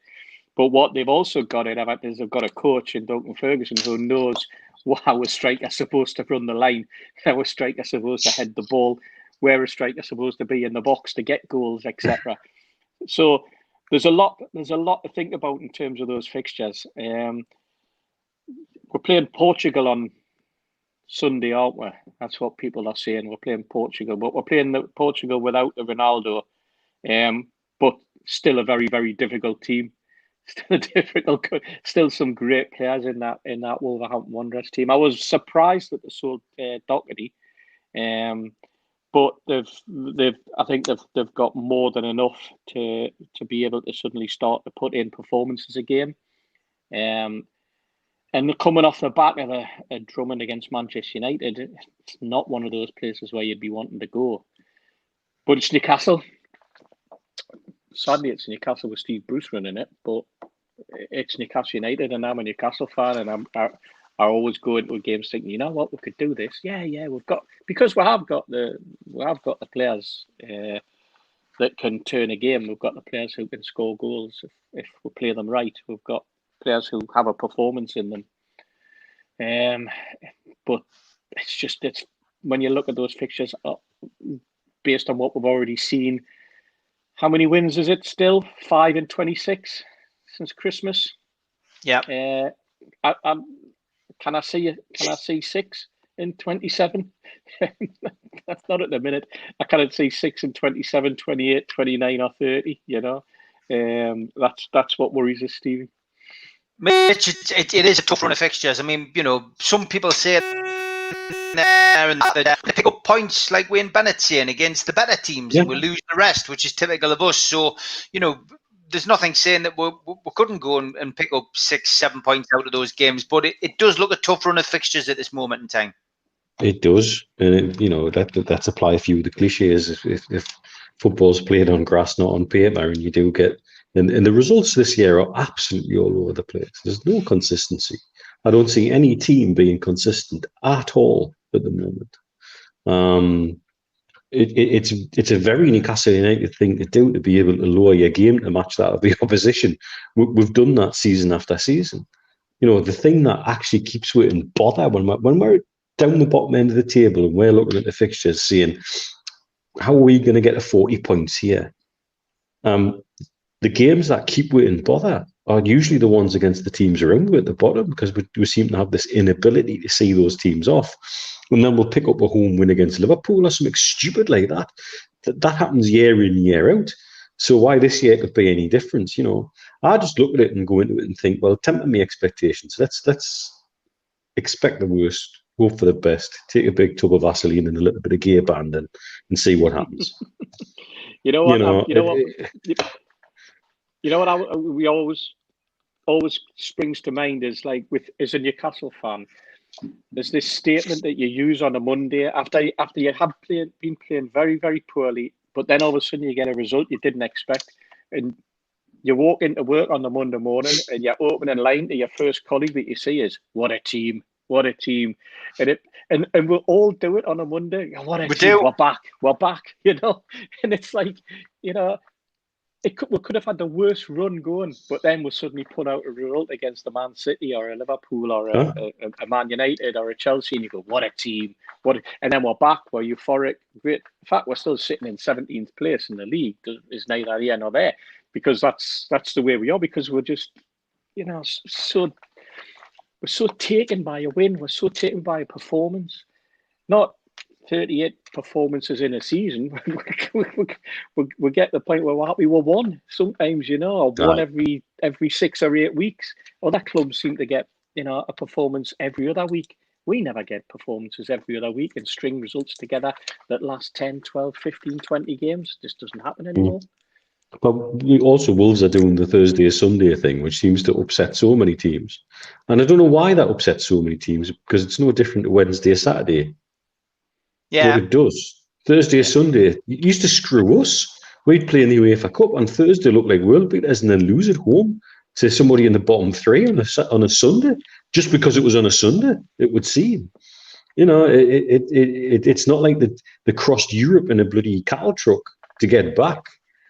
You know, but it just seems to be the way. But like I say, I cannot read anything into any league across Europe at the moment, bar a couple. There's not much consistency. And in the leagues where there is consistency, you've usually got one team who's at the top of the division at the minute, and they're clear by 7 or 8 points already, because they're the only one who can put a string of results together, and everybody else is sort of like running around like Keystone Cops. So, but remember what we used to be like, Neil, when it was a 4 o'clock kickoff on a Sunday. Somebody would go, "Oh, you're playing 4 o'clock on Sunday." Even our heads as fans were down. We go, "Oh no, it's 4 o'clock on a Sunday," you know, because we're so wrapped up in a Saturday, the 3 o'clock kickoff, because that's what we use, you know. Because we like to be in there in the town at 12:30. We like to be back in the Strawberry at 5 to 5, you know what I mean? And still there at 9:30, 10, 11, or whatever it happens to be. Creatures of habit. That's your day. Well, yeah, but that's your day, isn't it? That's your match day. And it's like, you're exactly right, Steve. Creatures of habit, but your match day is that. And when it suddenly starts to get shuffled around, it's like, you know, is it superstition or what? I don't know. Probably not. But it's in your head. It's in your psyche that, you know, something's changed. Something's not right. Something's out of the norm. And I'm that, you know, when I go on a 4 o'clock on a Sunday, all you're thinking in the back of your mind is, oh, you know, I've got work in the morning, you know. You can't really have a skinful or anything like that. You've got to get up at 7 and you're going to drive into work and all those things go through your mind, you know. It's interesting, you know, because I've got over that now, because obviously my working week's different. Yeah. My working week's Sunday to Thursday, and my weekend's Friday and Saturday. And you haven't got a choice. You haven't got a choice if Stu Penman takes you out. No, Christ, no, Jesus. He's gonna be back over for a few days in November, so we'll be doing a retro show together from the same venue at some stage. Fantastic. That might be an interesting watch. Depends what time we do it, I suppose. Aye. You know, it's so I've kind of got over that whole there isn't a routine here, because when they move the games around, it doesn't really matter that much. And the time difference as well. I've had to adapt to a totally different way of watching football. Yeah. And so the Thursday Sunday thing wouldn't throw me as much now as it did. Because you're right, I was that creature of habit. It's particularly when I lived in the town centre. You know, when I lived in the town centre, you're right, I would be Bodega for 12 o'clock and on we go. And yeah. Yeah. Do you remember the Friday when we had the Cardiff game and it was Friday night? First time we played on a Friday, and there was absolutely. I mean, your whole weekend was gone because I've got a great tale from that. You know, people start to think, actually, that was quite good. You know, that was quite good. Friday. Keep that for the retro show. Honestly, I tell you, it's a tale about somebody that a lot of people might know, a lad called Chris Betts, who people know, and Betsy. Yeah, it's a canny tale, to be fair. Good stuff. We'll keep that for the retro show when we look back at that. I've got to ask you, I mean, I did ask the girls and other guests this week on the show, Steve Bruce, I mean, is he hanging by a thread? Will Mike Ashley pull the trigger? Steve, do you think that, if this run of form does continue and Newcastle don't pick up any points in the next 3 or 4 games, he's going to have a decision to make? Good question. In theory, yes. He should have a decision to make. He should have a massive decision to make, because he's jeopardising his entire season, but more importantly, he's jeopardising his investment in remaining, as we've talked about, remaining in the Premier League. Will he do it though? I'm not too sure. Steve. I honestly don't know. I know what I would do, but I'll just get shut down in flames by people, because I'll be yet again accused of being anti-Steve Bruce when I'm not. I'm anti the results that Steve Bruce is bringing to the table. You know. So you would sack him? Yeah. Okay, I would sack him out. Yeah, I've got to be honest. If there's a time to do it, the time is now, because the results aren't going our way, and ultimately we need somebody to come in who knows what they're doing. Otherwise, we are going one way, and that's down. Bruce isn't going to get the look that he got last season by the looks of it, and we could end up getting relegated. So, same question to you, Mitch. Would you do the same? Mike Ashley has an investment of potentially worth £330 million sitting on the table, and he needs to protect that. And in my opinion, he will. Somebody said something to me on Twitter. It might have been Josh Blakey, actually, funny enough, in one of the conversations I had with him a few weeks ago. Shit usually happens when Mike Ashley turns up regularly at games. Yeah, he did put that. And who's been turning up regularly at games? And is that because the fans aren't there to chant nasty names at him? Possibly. But he's got an investment to protect, and he's turning up on a regular basis. And he's shown he's not frightened to pull the trigger on someone. But particularly if he thinks this is going to endanger any potential way he's got to sell in this club, or potentially knock the value down, I think he will act, personally. I think he's shown in other moves in the past that once he's decided somebody's day is up, he's not frightened to do it. It's what he did with Lambias when he brought Kinnear in. That was an absolute move to sit Lambias on his arse. And so, it's the kind of thing he's fully prepared to do, in my opinion. And I would do it. I don't mind getting criticism about being anti-Bruce and what have you. I'm not anti-Bruce. Bruce is, and I've said this before many, many, many times, and people can go back and watch shows and hear us say it. He took a job that was a no-win job, and he took a job that all of us as a Newcastle fan would have taken. Somebody come to us and said, "Do you want to be new manager in Newcastle?" Yes. The pen would have been out quicker than he could have blinked on the dotted line.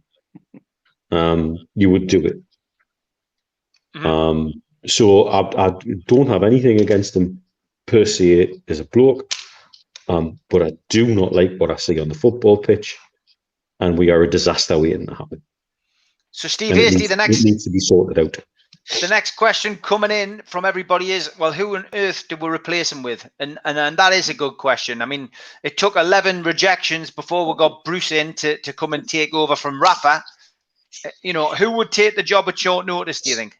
And who would take the job knowing that an impending takeover in December or January could see them out on the rear? What Malcolm MacDonald said on Wednesday was that football people do that. They understand, you know, that it's a gamble. You could come in, you can take a job, you might be out the job in 6 months. So Malcolm said that wouldn't be an issue with anybody in football. No, I don't think it would be. I think, but a lot would depend on what or how closely Ashley was still in communication with the potential buyers, and if the deal was getting closer and closer, whether there would be an influence drawn on that.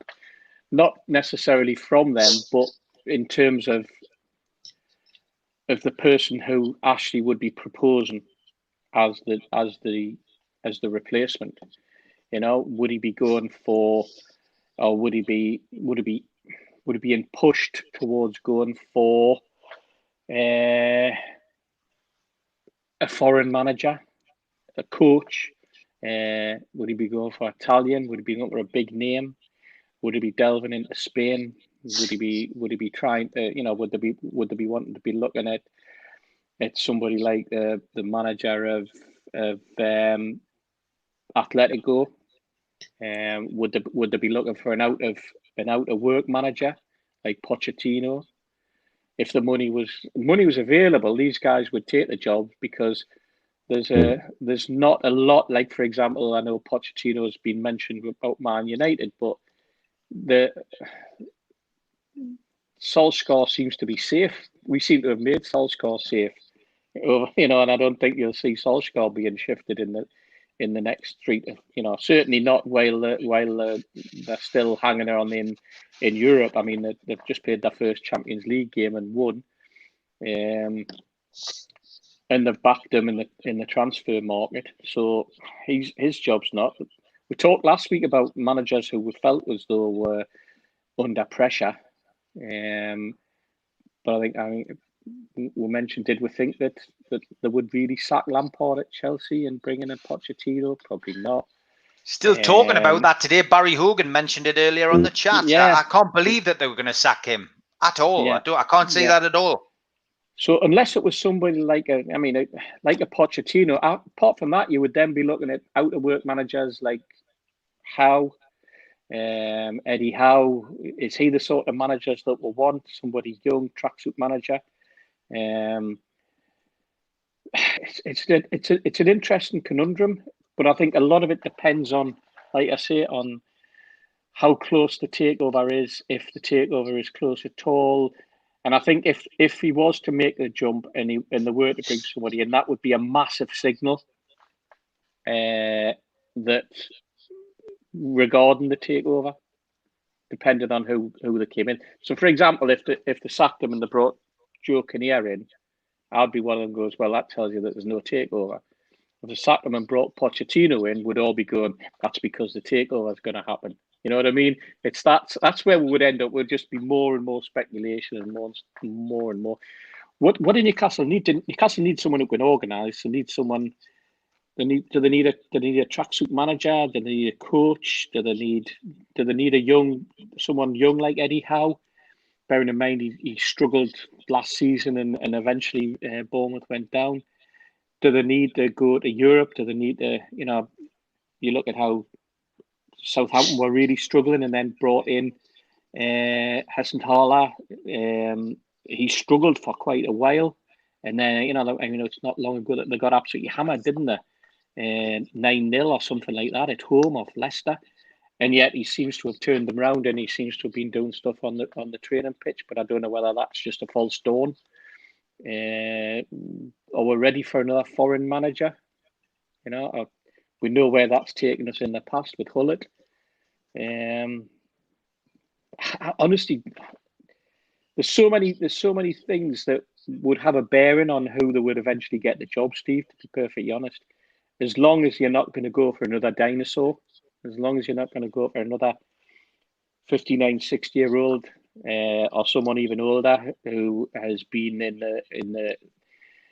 in football circles in the UK for as long as we've been around, somebody from Stoke, for example, who then couldn't manage it and hack it at Borough, you know where I'm coming from, that type of person, a stopgap, because that's the sort of thing that if he sacked him, he would be just looking to safeguard, as in keep what up.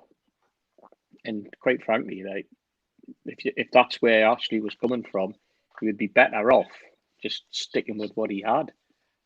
Perfectly honest. Yeah, it's going to be an interesting one to see play out, and obviously results will determine whether Steve Bruce sits there in that manager's dugout, Mitch. But yeah, I mean, lots of names getting bandied around. Some of them sensible, some of them pie in the sky, some of them just fishing, I think. But Steven Gerrard obviously is one that I've seen mentioned quite a few times. Nigel Pearson, obviously somebody who has a reputation for going in. Of course, he's been at Newcastle before, and that was under Ashley. So look, from our perspective, there is choice. Pochettino, a lot of people feel that he is holding out and waiting for this takeover to go through. A lot of people feel he could be the manager. Rafa Benitez getting a few mentions as well, because obviously things coming to an end in China, contract coming to an end, not had the greatest of seasons, but of course is looking for a way back to the UK. Some people suggesting that Mike Ashley, who's been full of apologies with ex-managers, could offer an apology to Rafa and bring him back in short term. And of course, we all know that Amanda Staveley and co have a good relationship with Rafa and his people. So yeah, lots of choices. As I say, what would your take be? I think Howe would be the one I would go for. Because I think despite the fact he took Bournemouth down. Yeah, but you've got to look at the squad he had to work with there. And they played good football, and they played the right kind of way, and they played the kind of way I think we like to see football played. And he surely will be a better manager for the experience of that relegation. Yeah. And also, will he be? Yes, there's this sort of, he could come in and then find there's a takeover and be out of a job, and I'm sure he'd be well compensated for that. But if he does well, he might retain the job. And so you want somebody young and hungry with a carrot dangled in front of them to say, go on then, show us what you can do. And I think he's that kind of manager. People weren't criticising him when he got Bournemouth promoted, 3 times in 4 seasons. And kept them up on more occasions. And kept them up on more than one occasions. Yeah, they got relegated eventually, but that kind of was probably always going to happen given the limited resources, etc.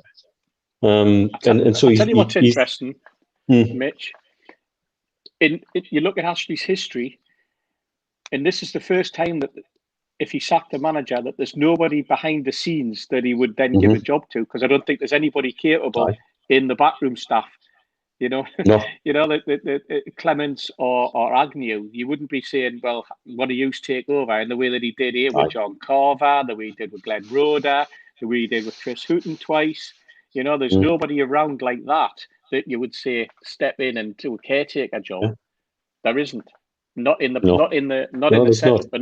Unless he dug right far down as the under 23s.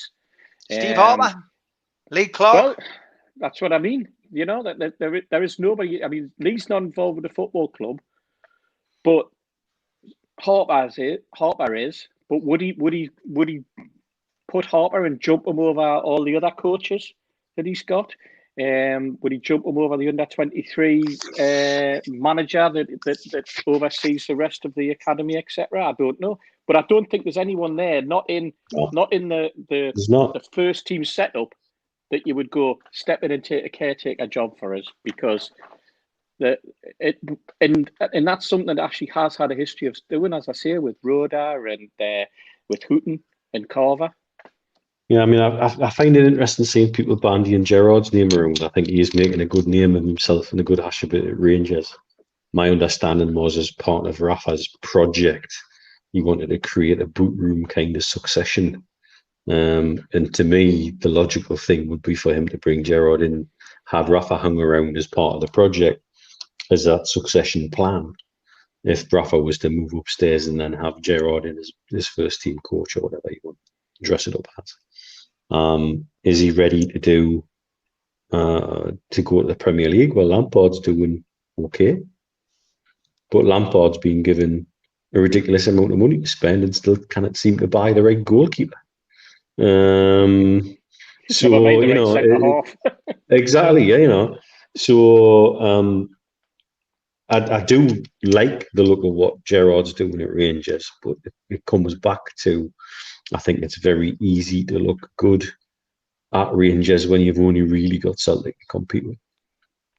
Yeah. And the thing for Howe, for me, as you rightly said, Steve, he kept him up a few times. He's done it at the top flight. He's had a go. He's got that experience, and he knows about getting relegated. He knows about, and once you've been in those situations, why people say about Bruce, he's such a great manager. He's got so many teams promoted, yeah, because he's relegated most of them first. I think if you look, you follow the Scottish link though, and you think, yeah, I'll throw it the other way. The way Gerrard's done really well. So is Ross at Hibs. he was sacked at Sunderland only 18 months ago. So that again tells you something about either what was going wrong at Sunderland or what the state of Scottish football is in terms of being able to produce something. It's probably a bit of both there, given other things I've been told about what's going on down the road. Yeah, a lot of people are suggesting more names: Martin O'Neill, Mick McCarthy. We've got a bit of a Sunderland theme going on. You should have all been on last night. And, give it a watch. Give the Retro Show a watch from last night with me, George, Neil, and Steve and Stuart Penman. Great watch, and some great memories of games gone by against the Mackhams, and something which definitely felt like a Retro Show, because I'm not sure when we'll ever see them again, to be perfectly honest. If what Mitch was saying earlier, about clubs potentially going out of business, Sunderland could definitely be one of them. Steve, it's been noted that there was only the letter that was written to the government to say please help the Championship clubs. There was only one person with a connection directly to a football club signed that letter, and that was Methven, and there's a reason for that. Yeah, exactly. Sunderland could be in serious trouble, but there's no doubt about that. This manager thing is running. Brendan Rodgers, says Tom Dixon. I don't think he'll leave Leicester. Gerrard, another shout out for Gerrard there. Stu says Big Duncan. Yeah, he did okay at Everton, Stu. It's not a bad shout, but again, I don't think he's going to leave that project. Dean Smith, funny how things turn around at Villa. He was vilified at Villa last season, but now he's getting hailed like the new messiah because he's won a few games. Interesting to see how he does against Leeds United tonight. Glenn Roeder was under Shepherd. Yes, you're right, Ian. I never mentioned that. Somebody else did. Jason, was it? Yeah. I've got to be honest. I ended up making that similar mistake almost when I was doing the research to do the managers program with Liam, but I managed to go through and double check on Google and got that right. Ketspire, says Chris Stappard. That would be a good shout. I'm sure he would walk over broken glass to come to the club. I mean, the guy's a nutcase. He'd kick the doors in. There's no doubt about that. Oh. Simon Bird said the takeover people had a director of football lined up that's very close to Rafa. It was Owen Brown. That's who it was. Well mentioned in the newspapers. In the build-up to that, it was Owen Brown who was supposedly going to be the director of football, but wasn't confirmed. It was in the newspapers on a couple of occasions. A lot of people fancied Les Ferdinand. Of course, there'll be a lot of people waiting to see if Les Ferdinand steps down from his job at QPR following Jamie Rubin, and a lot of people asking about that. We did cover it. We did cover it at the top of the show. Our opinion, the three Amigos' opinion, is nothing to get too excited about. We just believe that from our information and the people we've spoken to is that Jamie just felt it was the right thing to do to step down from his position at Queen's Park Rangers in case the takeover went through at Newcastle. But from our information, there is nothing imminent, and we are still looking at a December, January takeover decision, I would say, yes or no, whether the takeover goes through. I think that's when we'll find out. Hopefully it's a positive. If not, I'm sure we'll hear from Amanda, Mia Dad, and Jamie Rubin why it hasn't happened and what the next moves are. But until then, I suppose we just park the takeover talk. Wolves coming up at the weekend, lads, and we've touched on it briefly. Yeah, funny team, Wolves. They've certainly took a lead over us. I mean, Newcastle in the 90s were under Keegan, and then in the noughties under Sir Bobby were going places. We had European trips, etc. Obviously, a couple of relegations under Ashley set us back massively, although we didn't spend a great deal of time in the Championship. Wolves have bypassed us. They've improved. They've put a manager in place who has a project and has done quite well. And it's a game where in the past we probably would have looked at it, with the exception of the odd blip when Steve Bull ran riot at St James's Park, where you'd be expecting to get some points out of it. But this game, for some reason, strikes a little bit of fear into me. And I know we've had a little bit of luck down there and got a point here and a point there, but I'm not very confident about this game at the weekend, especially coming off the back of a 4-1 drubbing against Man United. Steve, are you the same? Are you expecting what a lot of people in the chat are expecting, which is to get a result, because it's what Newcastle do? I'm very much like you, Steve. They're a well-organised team. You talk about a project. It's a project that's been backed, and it's a project that looks like it's got substance to it. They've just got rid of Jota, but they immediately went out and bought similar, something that they'll hopefully be better. Change probably means a change of style somewhat. They're very much a continental type of team, but they're also a big strong team at the back. Well organised. Cody at the back seems like he's as a leader in the same way as we thought a couple of seasons ago Lascelles was for us. But the lad seems to have something about him. And like I say, they're well organised, and they've got a goalkeeper for a manager, which is unusual, So, maybe he can see things going on at the back that central defenders can't. Maybe it's because he's just that little bit further back. He's been able to organise a defence a little bit better than a goalkeeper centre-half has done. Goalkeeper as a captain, Steve. Yeah, that's what you meant. Yeah. Well, wasn't the manager was a keeper as well. Manager, was he? All right, okay. Yeah, he was a goalkeeper. Nuno Espirito was a manager. I didn't know that. It was a goalkeeper. Aye, it was a goalkeeper. Didn't know that. And he was more often than not at every club he was at, he was the number 2 keeper. He was very rarely the number 1. Spent a lot of time on the bench. You learn something new every day. So I'm like you. Apart from knowing that he was a goalkeeper, I'm like you, Steve. And I'm a bit worried about this game. I'm hoping for a reaction. I'm hoping for a reaction to the players for the criticism that's been levelled at them. I'm hoping that we're not just going to go with the same formation and the same tactics or lack of. I'm hoping that he's realised that square holes and round pegs doesn't work. I'm hoping he's starting to do his homework on the opposition rather than just going by the name, because there's no question in my mind that the homework that he did for the Man United game was literally, pull out a few programs and look at a few of his signed shirts that he's got on the wall in his bedroom, that are all red. And thinking yet again that that Cantona still plays alongside him and still there, and there's still a team with Brian Robson and Keane and all of those, and they're not, and they weren't. But he didn't do homework as to the current team and the way that they're lined up and the way that they're playing, and that's the attention to detail that I think is lacking with our team, because otherwise, you wouldn't be playing square holes and round pegs.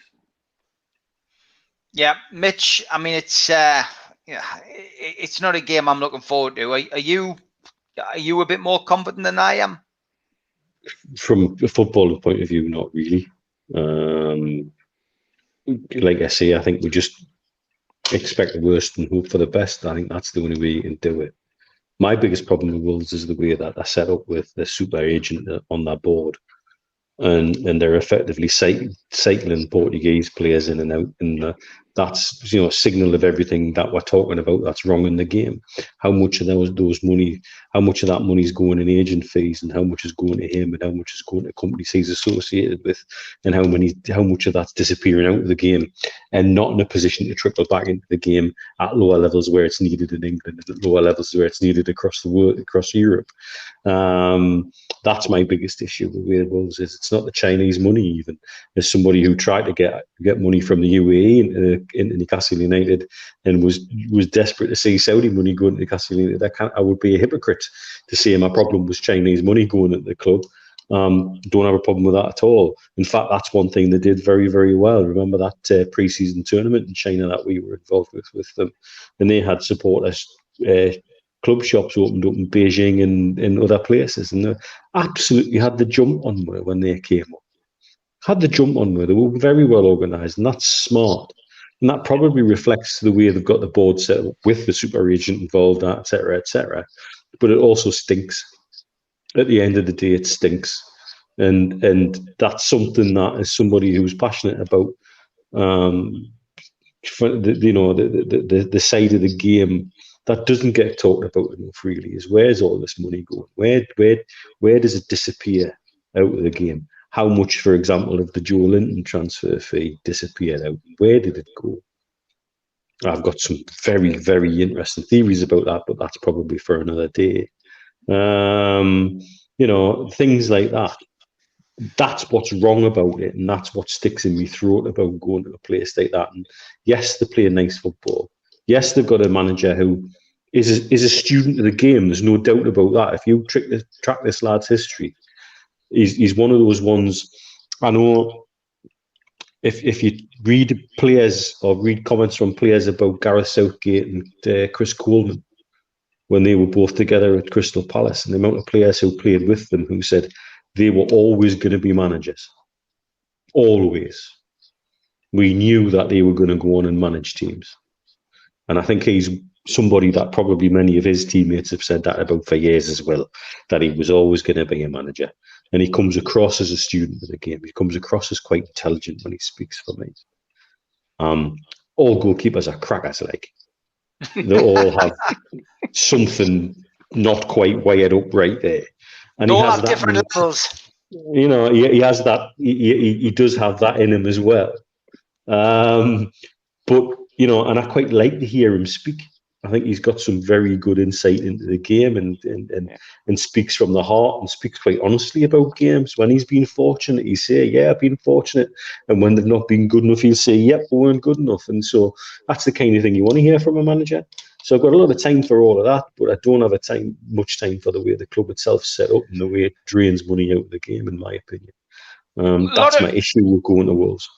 A lot of people asking about Almiron. Do we ever think he'll see the light of day again? What's gone on there? Has he fell out with Bruce? There was rumours, and I announced them on here a couple of weeks ago that there was a potential, there'd been a flashpoint in the dressing room. There was something going on, but nothing was really heard. That was the weekend, if you remember, that Steve Bruce threw a wobbly with the press, and essentially, there was a reaction. We got a result. We haven't seen Almiron again since then. A lot of people questioning why, and will he be back in? So do you think we'll see? Do you think we'll see the reappearance of Almiron, Steve, this weekend? I would hope that we do, because he's one of our more exciting players. Will we see him? No, I don't think we will. I think there's more chance of seeing Fraser ahead of him, to be perfectly honest. A lot of our formation is going to depend on whether Hayden's fit or whether Hayden's selected. Whether he's fit or not's a different matter, but whether Hayden's selected, what that then means for Hendricks and whether or not they find a place for Fraser in the team. From for me, the playing of Joe Linton wide like he did last week just does not work. And I don't think Bruce has any idea of what to do with Almiron, to be perfectly honest. I think because he's got a problem deciding where San Maximin plays, he then doesn't want to have the problem of where he then has to slot Almiron into, because they're two players who are very similar in terms of where they want to play, where they're best suited for playing.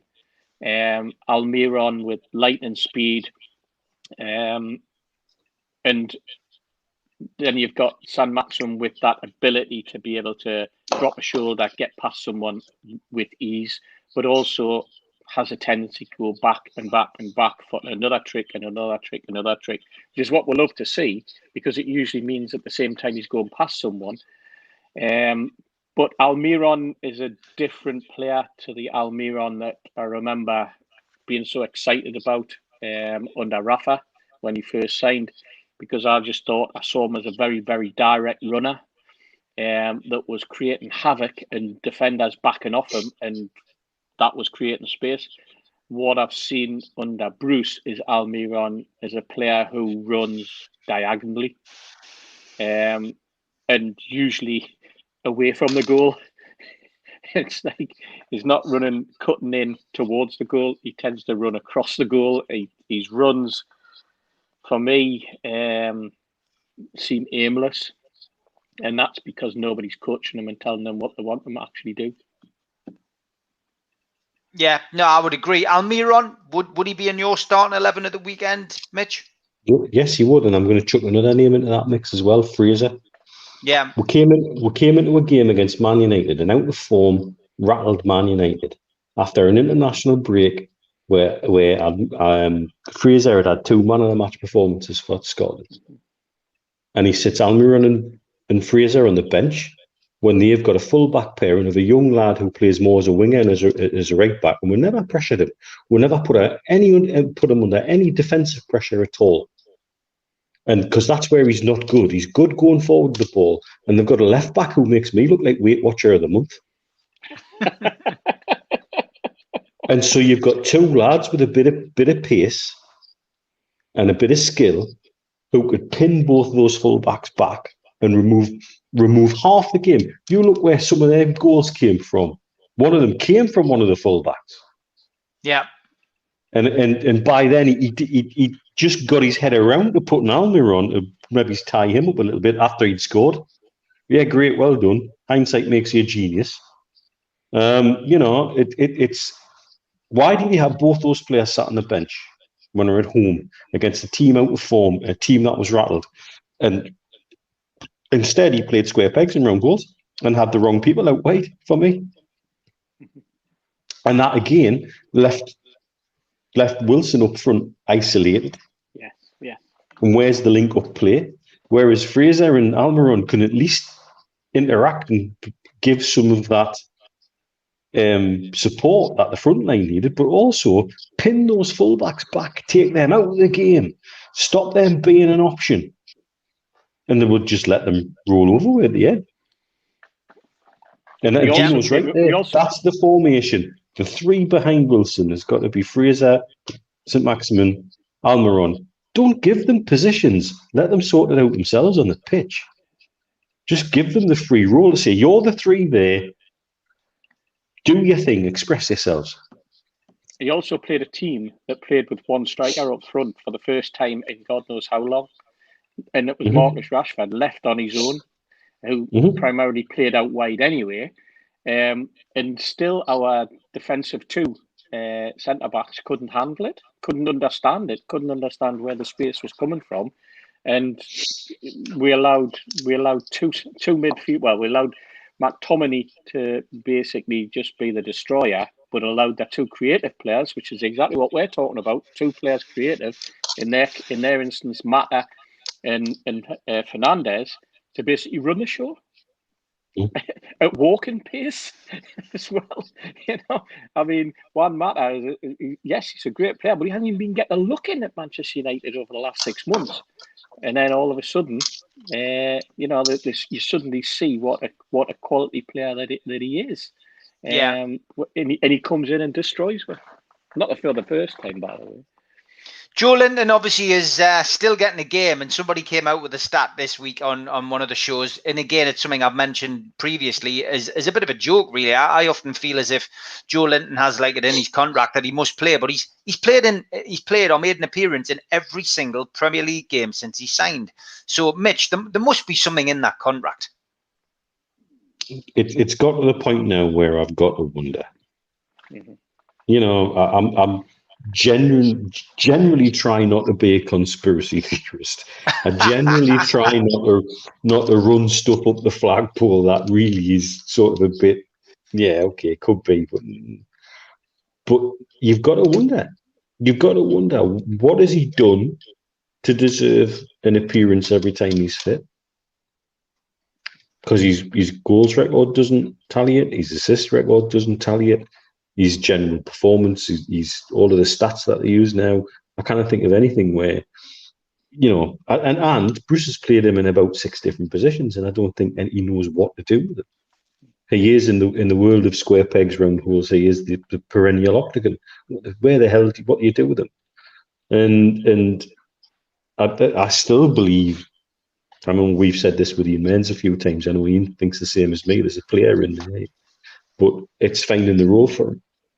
I think his role is probably as a false nine, personally, but we don't and can't play a false play that way. So this manager wouldn't understand what a false nine was, and what that false nine should or should not be doing. So that's the difficulty there. So you've got to question, what is the driver behind perennially getting him on the pitch every time he's available? Yeah, he's certainly a false nine, I tell you that. 1 goal in 21.5 games. Yeah, that's great, Keith. Connor Crute says, great show again. Thank you. Can you tell me why Joe Linton's playing every week? He's either getting told to or it's in his contract. And we played Man United with 10 men because Joe Linton was carried for 90 minutes. I felt a bit sorry for him. Again, it's a surprise to hear me say that, but he was moved out of a position he'd actually been doing quite well in. I think it was more down to the change in position in the formation last week against Man United. I don't think it suited Joe Linton, and he was hung out to dry a little bit by his manager. But he got so many things wrong with the formation against Manchester United that there was nobody really came out of it with a good plus point or a tick in the box. Life goals the same. Will you give Joe Linton 10 more games? Definitely not. Definitely not. I think the other conundrum has to be the Hendrick conundrum, and I've seen him get a lot of stick on social media this week.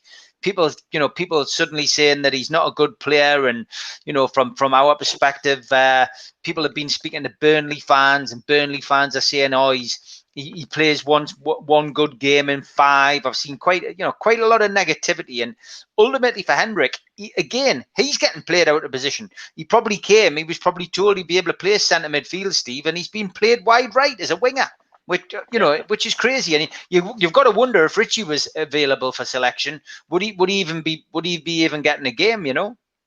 Exactly. I mean, he has been playing in a position that he's not suited to. If you remember the goal that he scored against West Ham, he wasn't wide on the right, was he?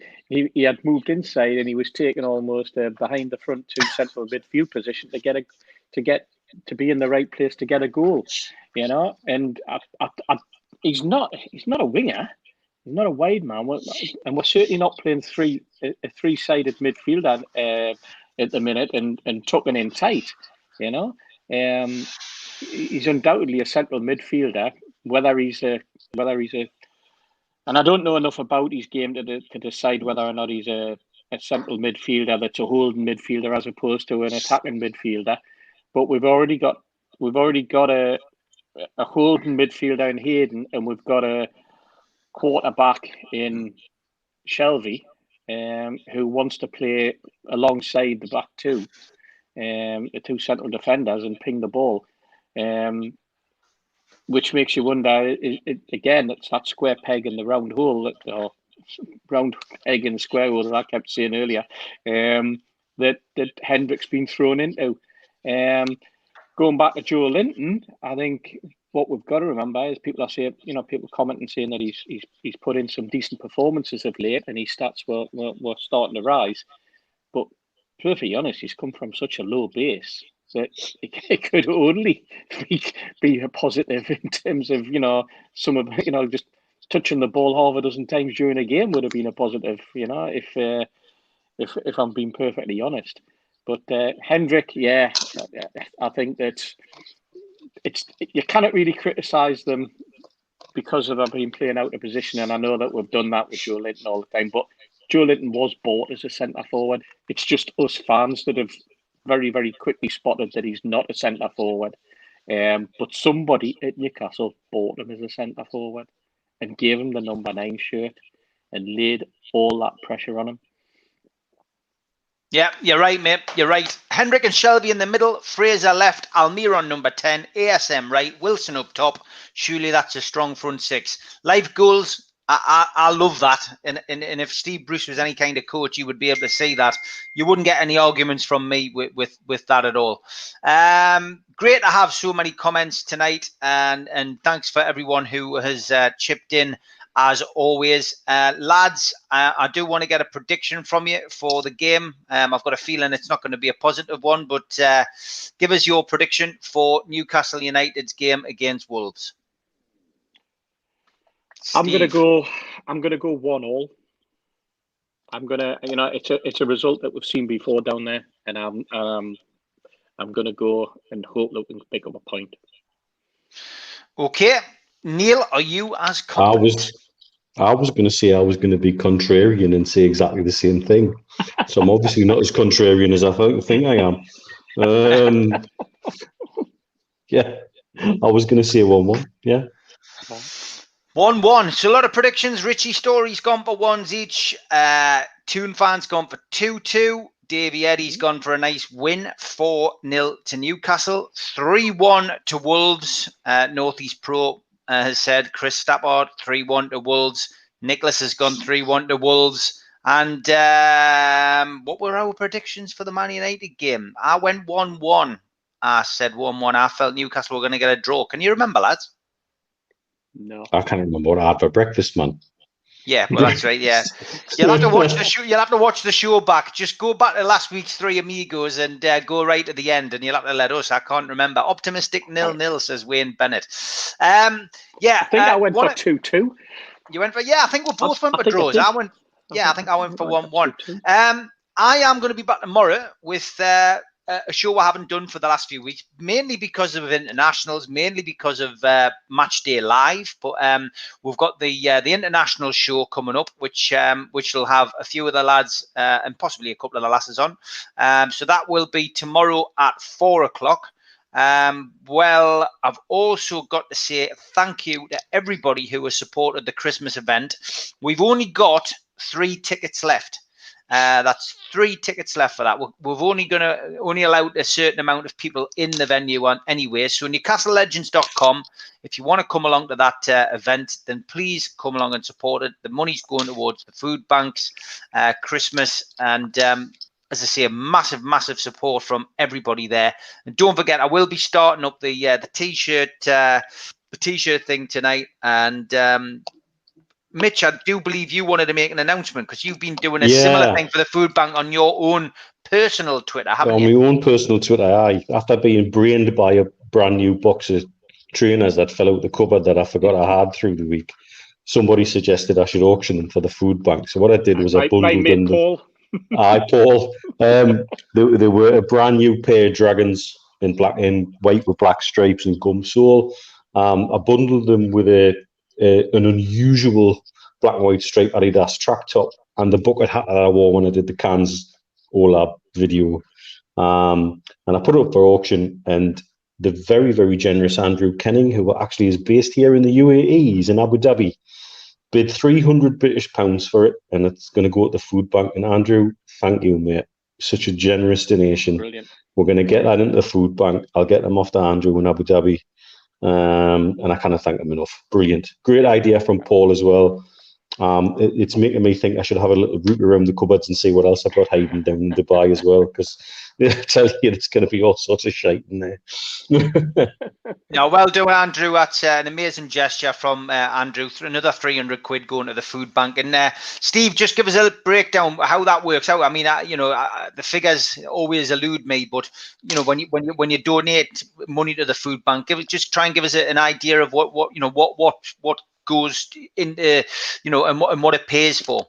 Yeah, I mean, the buying power of the food bank, the buying power that we give by donating the cash, allows John, for example, we used to say bring along a tin of beans, and let's say a tin of beans costs 50 pence.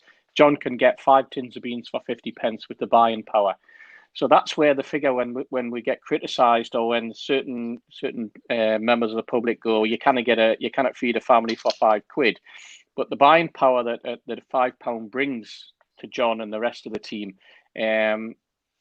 can give you a family food parcel that lasts a week, for the equivalent of a £5 in cash. So every £5 we use that as equated at feeding a family of 4. And so that's you top that up. You also top with the fact that the amount of food parcels that the food bank are spitting out every month. You're talking 4,000 or more just food parcels. You're talking about 11 to 1,200 hot meals that they give to people who come along to the centres. You're talking about them going through absolutely tons and tons of produce every week. And well, they're totted up normally per month, but it's whether you're donating cash or whether you're donating hard produce, as in tins of food, sanitary products, or anything like that. It's all welcome, and it all gets used, and it all goes to the people that matter. And when you think that 40% of the people that are being fed by the food bank are also young children, members of families, young kids, that in itself says an awful lot. And I know Marcus Rashford, with the publicity that he's generated regarding the feeding of children at schools and that's something that if anyone can, that you should all be following and all supporting the work that Rashford's done. Take away the old football sort of worries and rivalries, but he's done remarkably well to promote and to keep that phase of the operation going nationally, and that supports the whole food bank cause, because it keeps the whole situation in the public eye, especially as we're moving into the dark winter months, and especially with more and more people having to use food banks because of the impact on COVID and people having and trying to live on only 2/3 of their salary now, and in some cases less, and with the number of people being made redundant and losing their jobs as we move forward with this horrible virus, Steve. Steve, quick question before we go. Can you pay a monthly direct debit for the food bank? Diane Burns asking. You can definitely do that. You can do that through you can do it through salaries at work, or alternatively we can arrange, and I'll put something up on mine, and if people have a look on the Fans Food Bank website, well, not website but Twitter account, I'll put some details up there. I'll get Monge to put some links and advise people, and Stuart as well, on how to do that, and what else they can do in the way of donating. Some of the different I think there's 2 different ways that donations can be made. You can also text. I think it's 88802. I think that's the number that you can do from your phone, and you text the word food or something. But again, I'll put those correct details up on the Twitter account for people, and it'll be up on their Facebook page. Fantastic. Good stuff, lads. As always, been an absolutely brilliant show. Lots of great points. Thanks, everybody, for tuning in. It's always a pleasure to read out your comments and read what Newcastle United fans have got to say. And we look forward to doing it all again next Friday. So from me, from Steve Hasty, and from Mitch, Take care, good night, and have a good weekend. Take care, lads. Cheers everyone.